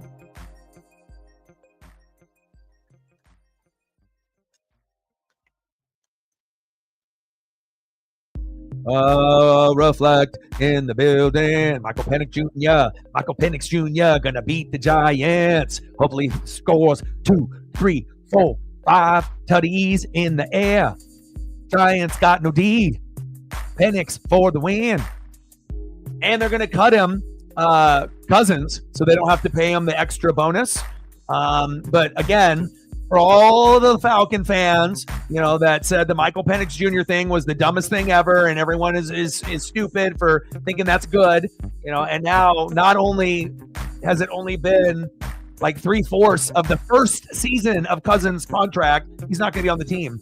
And imagine if they would have drafted an offensive lineman that busted, or a wide receiver, or a linebacker, or a D tackle, and then you could have had Michael Penix Jr. It's like you have to be incredibly blessed, you know, that certain people in the front office and certain people that understand talent, that, you know, it's like having Bo Nix or Jaden Daniels available. Yeah, you might not need them right now, but you know they're too good just to be like, bye, and pick someone else. You have to give yourself an insurance plan. Kirk Cousins is like the richest mofo that has barely won anything, but he's got like the best agent because everything is like guaranteed, you know? Like the guy makes like everything guaranteed. It's like, oh, I got a $150 million deal. Oh, how much guaranteed? 75? No, all of it. And he, you know, he just has that good guy attitude. He's a great dad, great father, right? To the kids, and the special quarterback on Netflix. You can see how he is with the teammates and everyone, you know. But to be like one of the richest quarterbacks of all time and have Kirk Cousins numbers, man, you got a good fucking agent. Like, have him call me. I need some representation like that. My God. But good for Kirk, you know, but at least for the Falcons, you know, now you get Michael Vick again. And you probably should have did it one game prior, but still, you know, you recognize the decision. And now if Penix gets hot, you know, we'll see what happens with the division. You know, maybe they win it over Tampa. You know, our defense stinks right now, but Baker is baking, top 5. Okay. Mike Evans balling, right? But we do have some injuries to some key guys. But like, if you don't got Levante David, Vita Vea, Antoine Winfield Jr., like, I need fucking all my studs there just to make sure that I don't get embarrassed. Because sometimes things are good on that side of the ball, sometimes not. But we should be able to beat the Cowboys, but we'll see how it goes. We will see. But Michael Penix Jr., I'm watching the slate tomorrow is kind of bootios. The best game is Eagles Commandos. But again, Falcons against the Giants, go on to Red Zone, or, you know where to go, obviously, with the streaming link, and check that game out. I don't know if it's going to be local here for me here in Oregon, but it would be really cool if it was. But it's going to be cool for Atlanta fans that were like hating on the pick.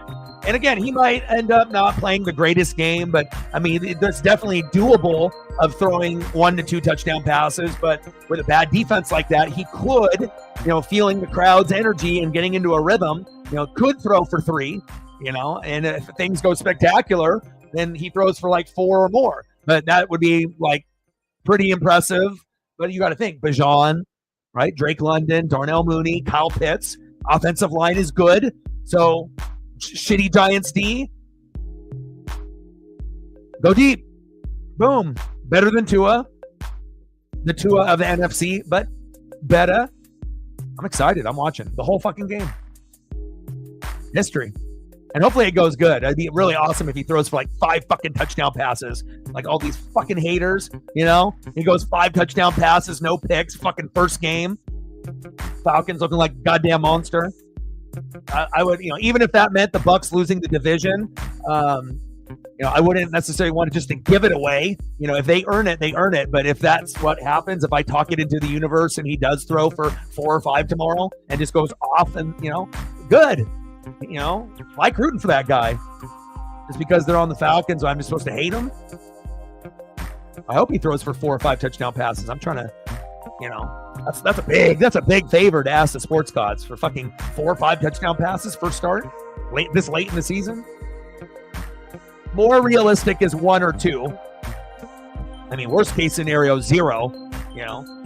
Damn would be 3, right? 4 or more. You're like, oh fuck. Okay, what the fuck did we do? We should have started him from week number 1. Especially if he balls out for like 4 or 5 touchdown passes. They're like, oh, we would have played him in week 1.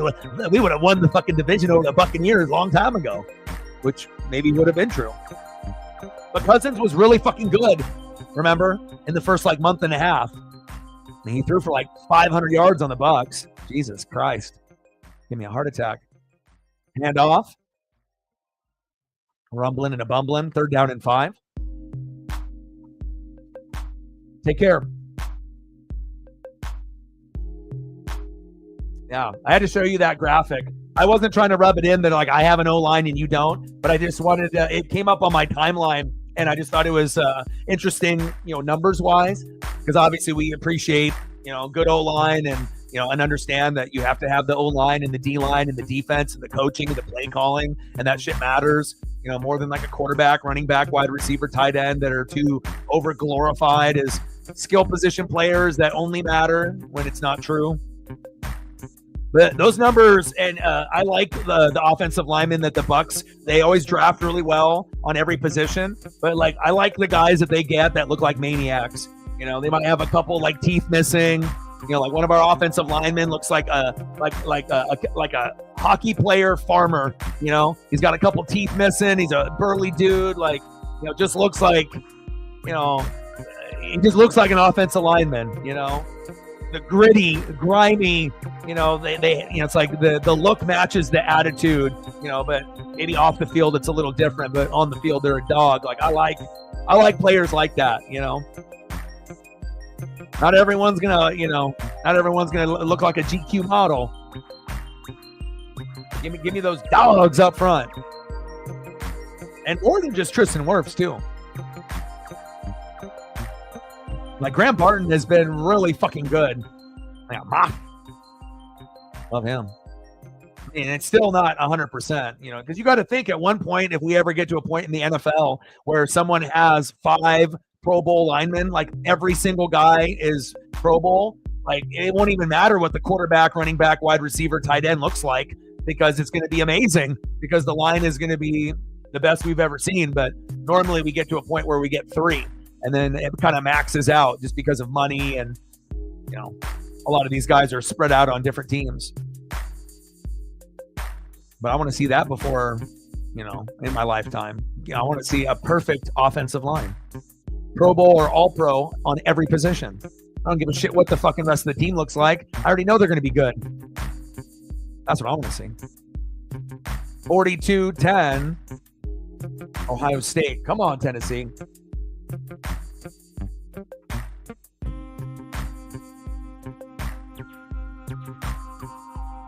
I take care.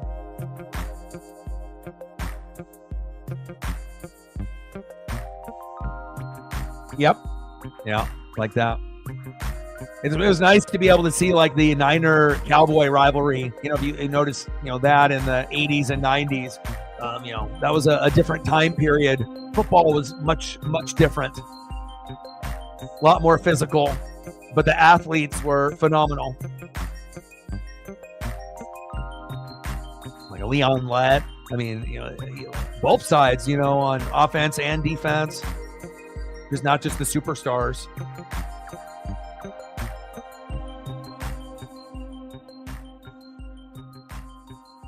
Oh, going long, going deep. Nico, one-on-one. Oh! Second attempt bounces off, incomplete. Ohio State, they feeling themselves right now. They're like, we won 42-10. Oregon, we're going to beat your ass 42-10. Pump the brakes.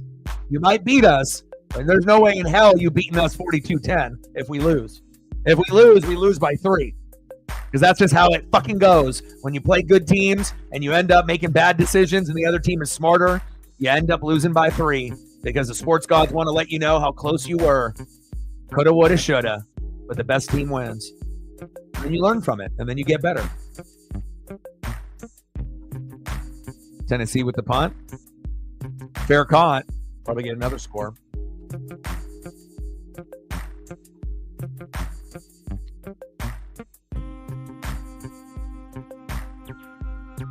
Yeah, well, we went into, predictions and, I figured every home team was going to win, based off not just the number, just that energy in that crowd. And Tennessee has no O-line or D-line presence. And, when you don't have any O-line or D-line presence, and if you look at all the matchups, I mean, Notre Dame 27, Indiana 17, but in reality, that bitch was 27-3 the whole game, and they got a couple touchdowns late, cheapies, in garbage time, so that was a blowout.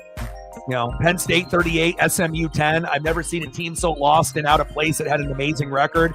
Had 2 fucking pick sixes to start off the game. The game was over within the first, 4 minutes.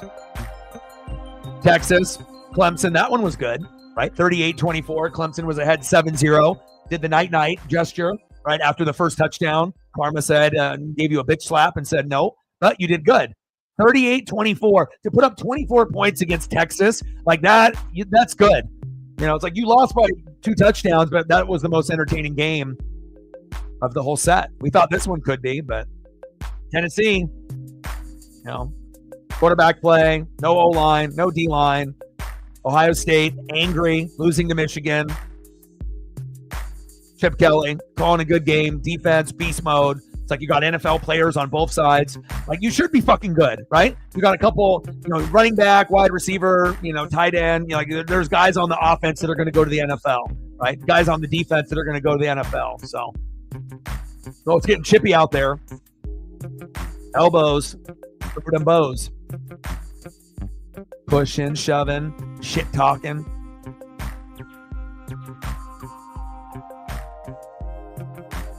Yeah, they kind of ignored Egbuka. It's like me in fantasy when I play Cooper Kupp and then Matthew Stafford goes only to Puka and Cooper Kupp gets a 0.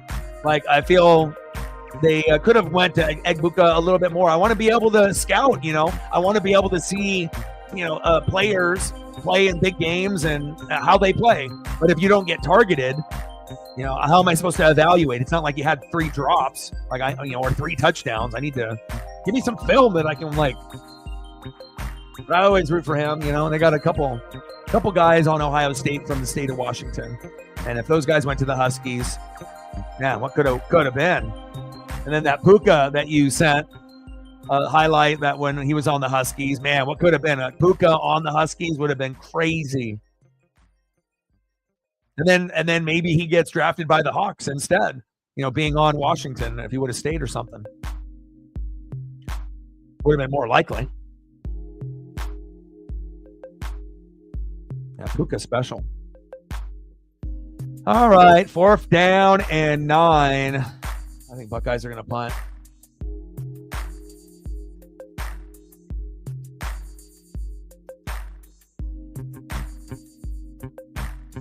But we've been pretty good with predictions. I'm 4 for 4 in the college football playoff, based on who wins and how the games are going to go. And then Goldschmidt, boom, to the Yankees, hit on that. So it's been pretty good. 5 for 5 in a single day. That's pretty good for, coulda, woulda, shoulda, and delivering. It's not going to be like that all the time, but Mariners don't want anything to deal with that. He's too old at this point for the money that he's going to get to make that deal and feel good about it. It's like, even when you have a Hall of Fame player, and even if they, finish strong in the second half of the season, sometimes the money doesn't match your comfort level.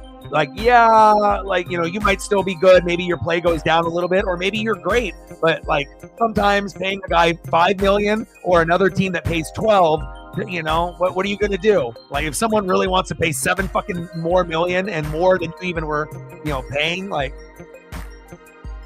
good luck with that. Hopefully it works out. But if you don't have a salary cap, that's shit change to them, right? I don't give a shit. Let me give you $750 million. That's like a $20 bill to at least billionaires. Whatever. Well, we got them. I'm screw you, Yankees. We got them. At least that'll be more interesting now with Francisco Lindor and then Soto. It's not like I'm going to go out of my way to watch Mets, but then if they come to Seattle and those games that I call, that'll be fun to see them and see what they do, and hopefully we beat their ass. But Soto always gives them a shot. Run up the gut. Ooh, there we go. That was one of Tennessee's best plays of the game. What is that? Alvin Kamara, AK-41, first down, Volunteers. That's what they need. Peyton Manning, Alvin Kamara, Reggie White, Derek Barnett, T. Martin.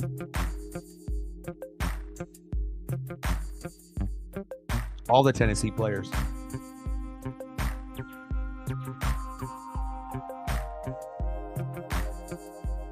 There you go. Jason Witten. See, I was waiting for someone else to name drop. I don't got to be the only one to keep going. It's just off the top if you just remember. But also you have to be familiar, with stats and stuff. But that's all I do, so it comes more natural. I'm just a nerd. I was going through my collection and I found a He-Man and Skeletor. I found a Skeletor figure, and it's so weird. It's as soon as I found it, then one of these actors is gonna play Skeletor in the movie, right? And that type of shit never comes up normal, but it's always something weird where it's I'll find something and then all of a sudden I see news about something going deep and complete. But I thought it's like the sports gods are toying with me, but very cool. And I found in my collection, I'm watching Walking Dead right now, so I found a Rick, a bigger size, detailed McFarlane type figure of Rick, and his original little shirt that he wore with the gun and everything, from the first 4 seasons or so. Michonne with the sword, and then I got Daryl with the fucking motorcycle and the crossbow. I love that shit, right? And then I also have Negan and Glenn.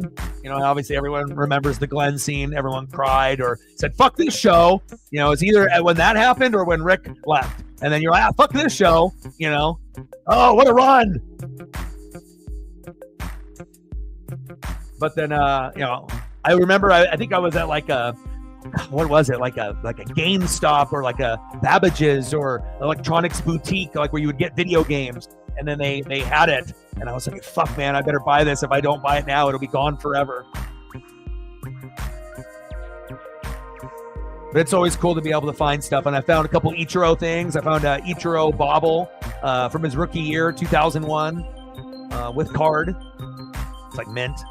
And then a couple Ichiro, how they have those Russian nesting dolls, and those Russian nesting dolls, they have art on them, and then you take them apart, and then there's a smaller one in, and then you take that one apart, and then there's a smaller one, and then you take it apart, and a smaller, and they're all detailed. And the Mariners had a promotion when Ichiro was playing there for an Ichiro nesting doll, and I fucking found the box with that in it, and it has big version with the white jersey. And then middle one has the gray jersey. And then the little tiny baby one has the blue jersey. I was like, this is fucking dope. I always like weird stuff. And sometimes you collect so much or you get stuff, from family. You totally forget that you even had that particular item. That's always cool for me as a toy collector. Run at the goal line. No signal. Is he in or what? But it's always cool to be able to go through the collection and find something that you know you've had, or sometimes you like totally forgot.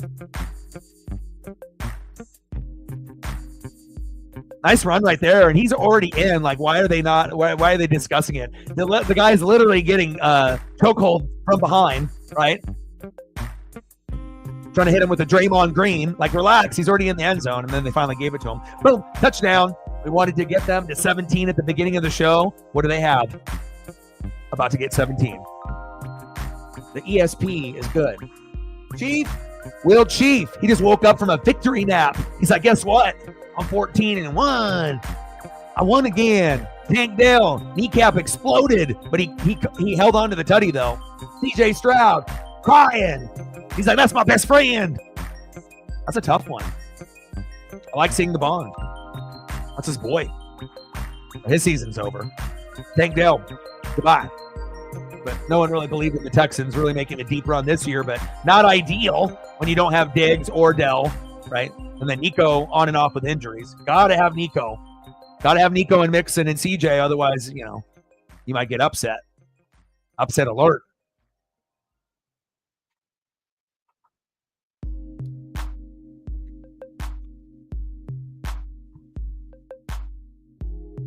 The Chefs.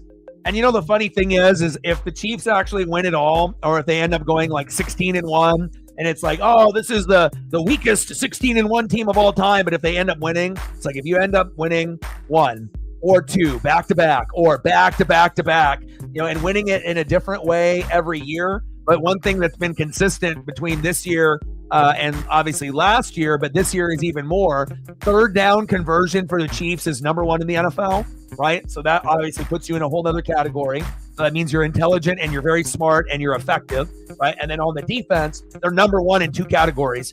So if you were in the top 5 or top 10, but now you're number 1 in a couple categories on top of those other categories on the opposite side of the ball, offensively and then defensively. Yeah, you're not scoring 30, 40, 50 points. Yeah, Mahomes isn't going for 5 touchdowns and 400 yards, but it could be like that consistency championship. Like, it doesn't have to be pretty, but it's like winning a different way every time. And it would be the efficiency on third down and having number 1 defensive rankings in a couple categories. And oh, fuck, okay. Defense, and then third down, and it's like, okay, elite. Oh, third down, that's important. Number 1 in the league. Oh, elite. Oh, so yeah, maybe you're not putting up 50 a game, but at this point they don't have to. And I saw that I watched the game, and Hollywood Brown is back. That gives you another option that has a big playability that might get injured in a game, but also has the ability to, give you something. So, see how me and reflect.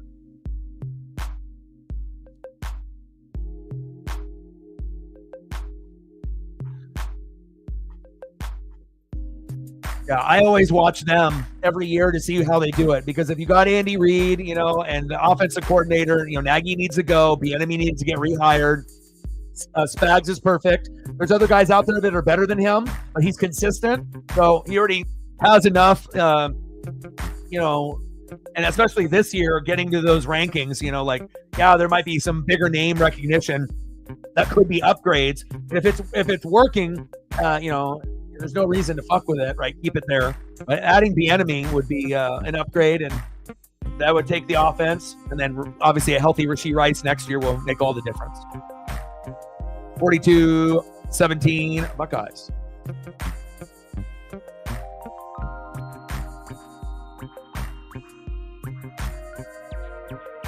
A whole lot of this. A whole lot of that. And a whole lot of this. We just got to hope that this doesn't happen against Oregon. But it's going to be good. Hard path.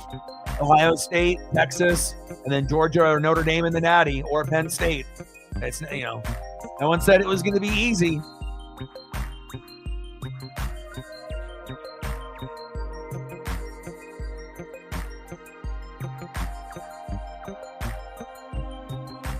Celebrate the greatness.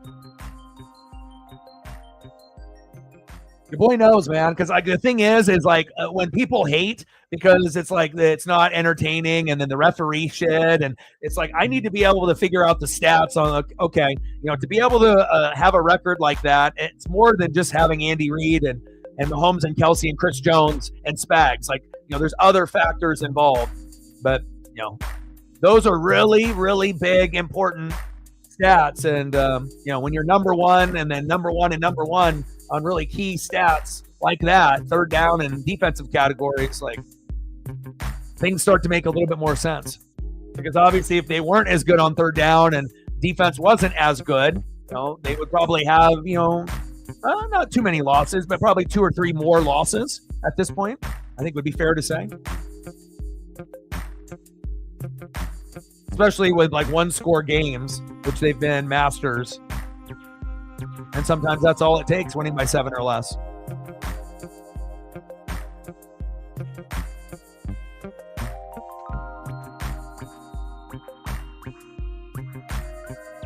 It makes you really appreciate when like you have a team that you root for and they don't fuck up on draft picks and things just keep getting fucking better and better. That's how it's supposed to fucking be. But most people don't experience that, unless you have a special organization that turns into that. And then you start to recognize it, like comparing to others or your previous teams that didn't have it. And it really does make all the difference. When it all starts at the top, just like a company. You got a good owner, it trickles down to good GM, good head coach, OC, DC, line coaches, assistants, and then every player just falls into place. But it's like it has to be a culture thing too. And if you got the right intelligence in the building, you're gonna know what to look for. Everyone can watch football, but that doesn't mean that they're looking at the same thing. And that's what separates the guys that are mid, and average at evaluating, and the guys that know dogs when they see them. Ooh. Nice tackle. Third down. Everybody wants to be a dog. It's harder than it looks. Got a couple dogs out there for the Buckeyes. We ready, though. Dan Lanning's ready. We ready, man.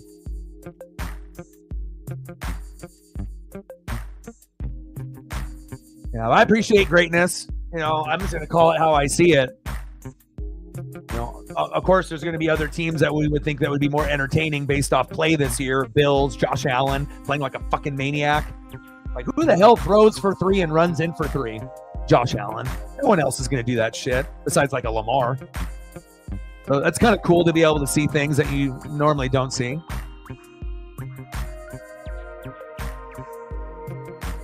But what I have seen in a trend, a lot of good teams, their defensive stars are getting injured.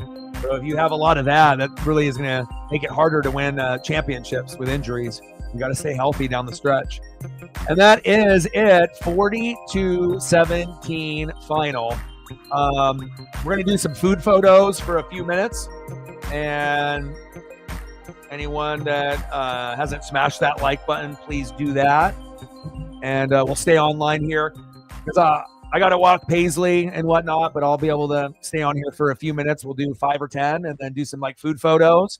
And then tomorrow, Buccaneers beating the shit out of the Cowboys. Hopefully CeeDee Lamb plays badass to make it close. And hang out and watch. Hopefully the Cowboys not look terrible. Hopefully they'll bring their A game. Usually with the Buccaneers, especially if our defense is injured or if we're just not playing well on one side of the ball, it's possible that, they might do something. So.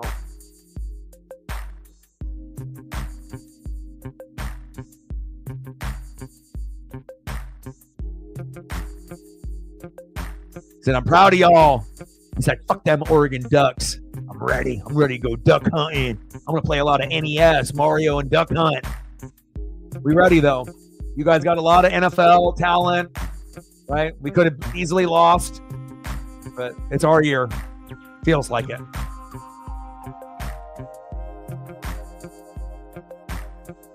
Chief with a tenner. What do you want to do for food? I'm going to throw up hot dogs for Captain, and then we're going to go from there. What do you want for food? Donos for food photos. I mean, that is going to be a thing one day where we're going to dedicate one day a month to doing a food stream. And once we have the right type of people that are willing to commit for that like 1 hour period or 2 hour period, and then we'll do that.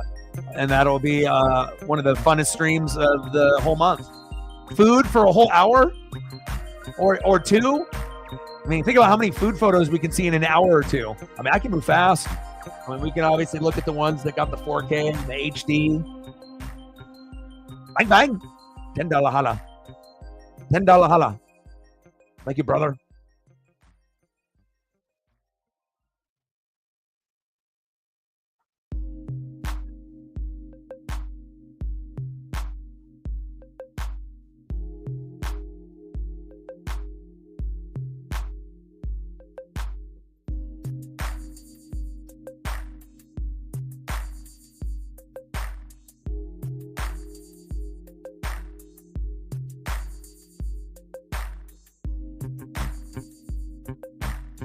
Oregon Ducks Rose Bowl. Let's go. And of course, you want revenge. Revenge can be bittersweet. But we ready. We're ready to devour the Buckeyes like we would devour this. The chili. Cheese. No. Let's go. And I wouldn't want to play anyone else. You know, it's like if we lose, we lose. They're good. You know, it's like you want to be able to see, like, you know, the best matchups, the Bills and the Chiefs, you know, the Eagles and the Lions. Like, I want to see this. Texas, Arizona State is going to be laughable. Penn State, Boise State, both of those teams are on the road, but Penn State could win by double digits. Same thing with Texas. Like, it would be very shocking if Arizona State or Boise State won. Like, I just don't see it. And then Notre Dame actually has a chance against Georgia. Like, this is a great year to be alive. It's a great year to devour the chili dog. Congratulations, Ohio State. We ready. We ready. We ready.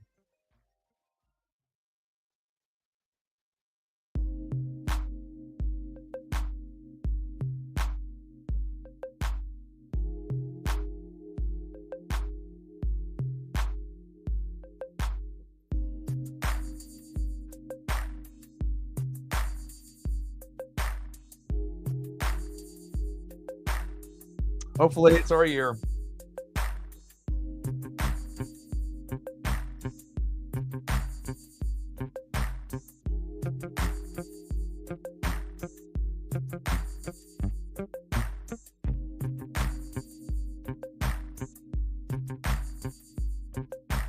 Where are we going on the food, Chief?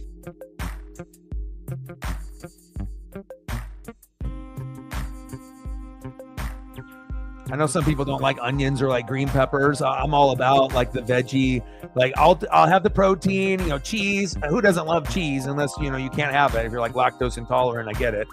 But some people don't really like the onions or like the peppers and stuff, but I don't mind. I like being able to go to Flavor Town. You know, I don't want to discriminate. Boom, tree is done. Only took 5 hours. 30 broken lats. 4 ornaments. Tree done. Now we're going to be looking at some food. Hanging out for just a second. Then I got to go take Paisley on a long walk. But I don't got to worry about dinner or anything at the moment. So I don't got to worry about that. And Chief is going to give us our next category for food based off his don't know. And I'm trying to look for some Flavor Town.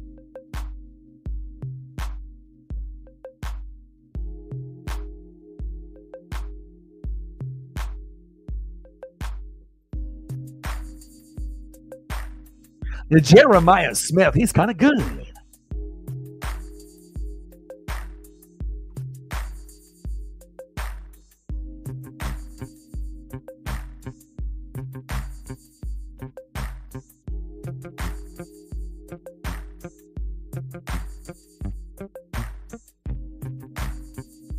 Hell yeah, let's do that. Or both. I mean, I can do Mexican food or Chinese food.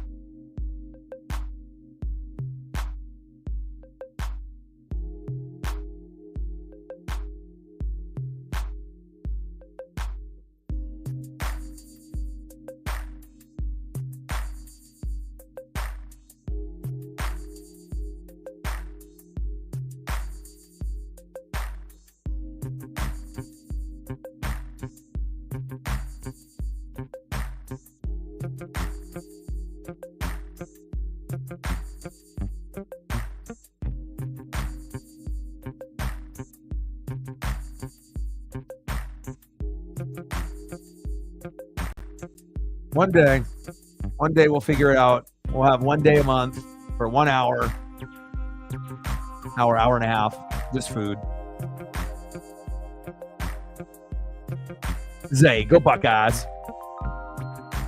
Zay, go Buckeyes. Kirkham Street. Ron Day. Chili Dog. Oh, Howard. Great game. Jeremiah Smith. Freshman. Fabulous freshman. See you. Jeremiah Smith and nachos. Both good.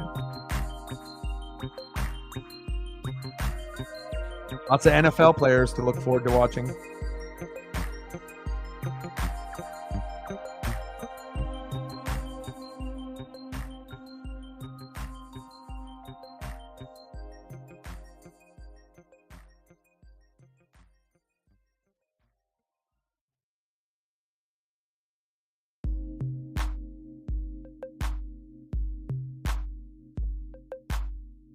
Damn right. That Ohio State-Oregon game was lit. That was literally the best game at Autzen ever. Like, ever in their history. Like, boom, shakalaka.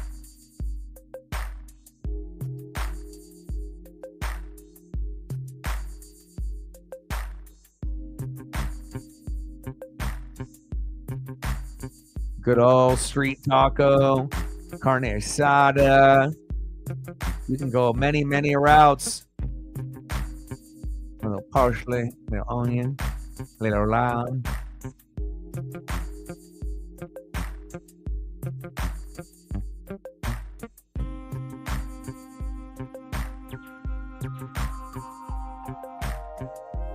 Let's go.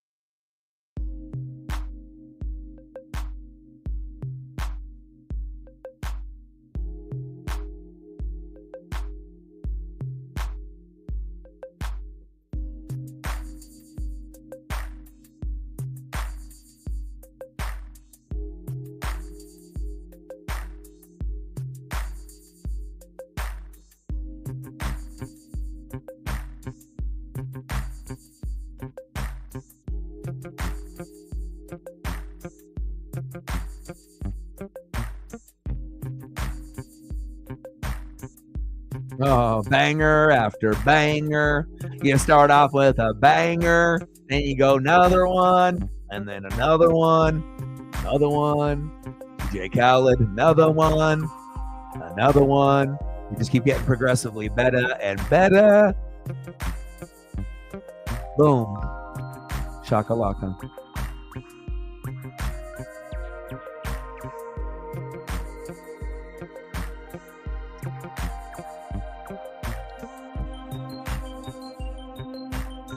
Dude, especially for me being really the only one, doing this full time for them. Same thing, with Mariners. There's a few people that will do, some, but obviously it's a very demanding schedule and you have to have the time, especially with 162 games for MLB. But man, if Oregon could do it, man, it'd be amazing. But if it doesn't happen this year, it does feel like we're getting very, very close. But we are good enough this year. It's just will it happen? We'll see. I mean, Oregon, Texas, Georgia, Notre Dame, Ohio State, Penn State. That's a champion somewhere in there. But who is it? We'll find out. That's who it is. It's like Eagles, Lions, Chiefs, Bills. The champion is there. Who is it? We'll find out.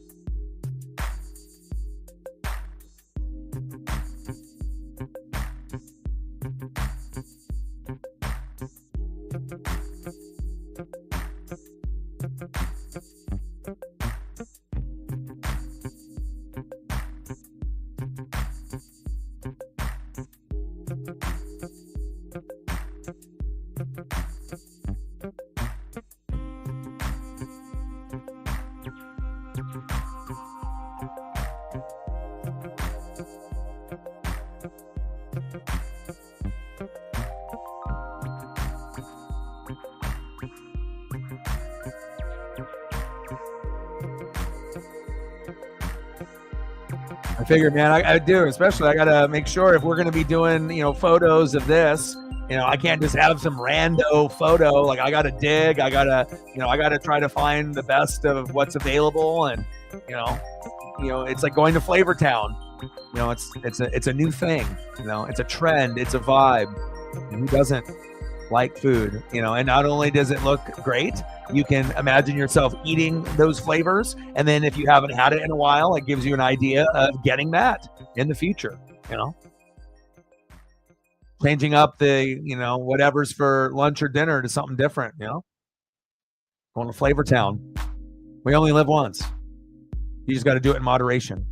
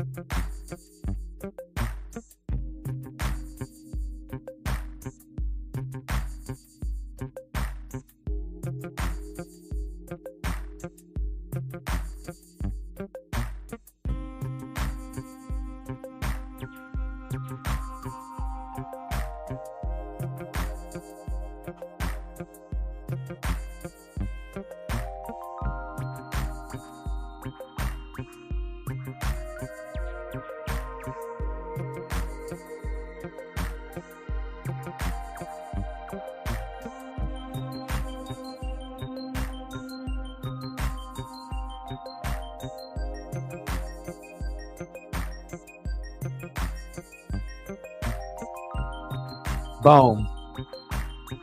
Banger. Mic drop. The glistening of the chicken and the waffles and the Waffle House and the Waffle House type of places.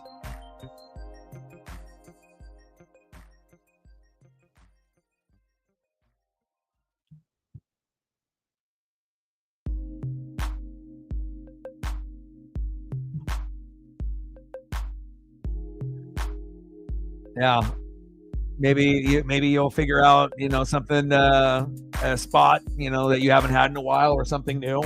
Sometimes it's nice. You don't want to. Obviously, if you try something new and it ends up not being as good as you wanted, but I imagine you got plenty of go-to places.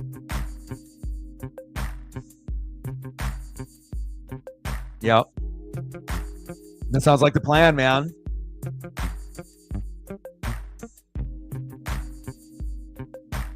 Looks amazing. Anything else that you want to be able to see before I go? I'm gonna spend some time with Paisley, go on a walk, hopefully not get rained on, and then do some reading probably, and then we'll be doing Buccaneers and the Cowboys for Sunday Night Football at 5. But I will be watching Michael Penix Jr. in his first start against the Giants tomorrow morning, and Red Zone, and every fucking game that's on tomorrow. So. I had to, man. I had to. Especially if I just can't leave it. I got to make sure we're finishing on a good note. It's not how you start; it's how you finish, baby. I got to hit you with the fourth quarter photo.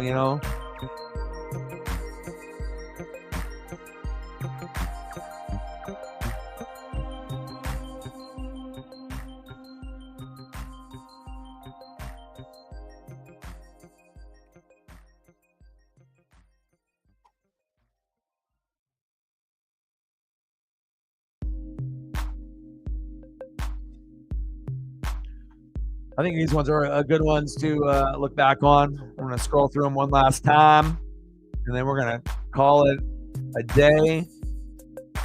Hope you guys have a great rest of your day as I look at options for food that maybe I'll make or want in the near future. We'll be going to video games at arcade and food and Blazer game. Go Kling Kong. Hopefully we don't get blasted by 30. Shade and Sharp. Maybe I'll eat something on this list. I mean, everything. I'm getting ideas. Also, pad thai. I've been craving pad thai, like, big time.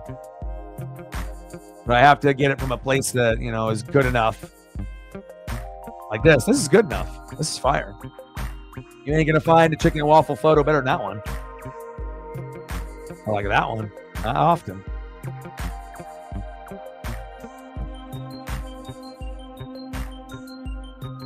Fuck yeah, man. We want to see Michael Vick all over again, but better, right? Better than Tua. We want to see, I want to see a lefty fucking dominate the goddamn game. To have a Stevie Young in the NFL, like now, he's like doing the whole Michael Vick thing and having two Michaels in the ATL, but, this one being better. Because I really think that he could be like a Jaden Daniels, Bo Nix. Like, he's NFL ready.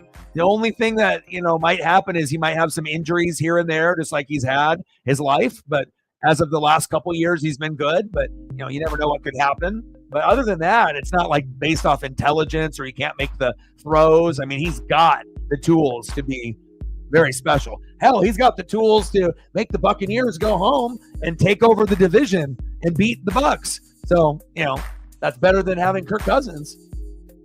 So we'll see where it goes. Hopefully he'll throw for 3, 4, 5 touchdown passes tomorrow. Minimum of 2, but 3 or more would be great.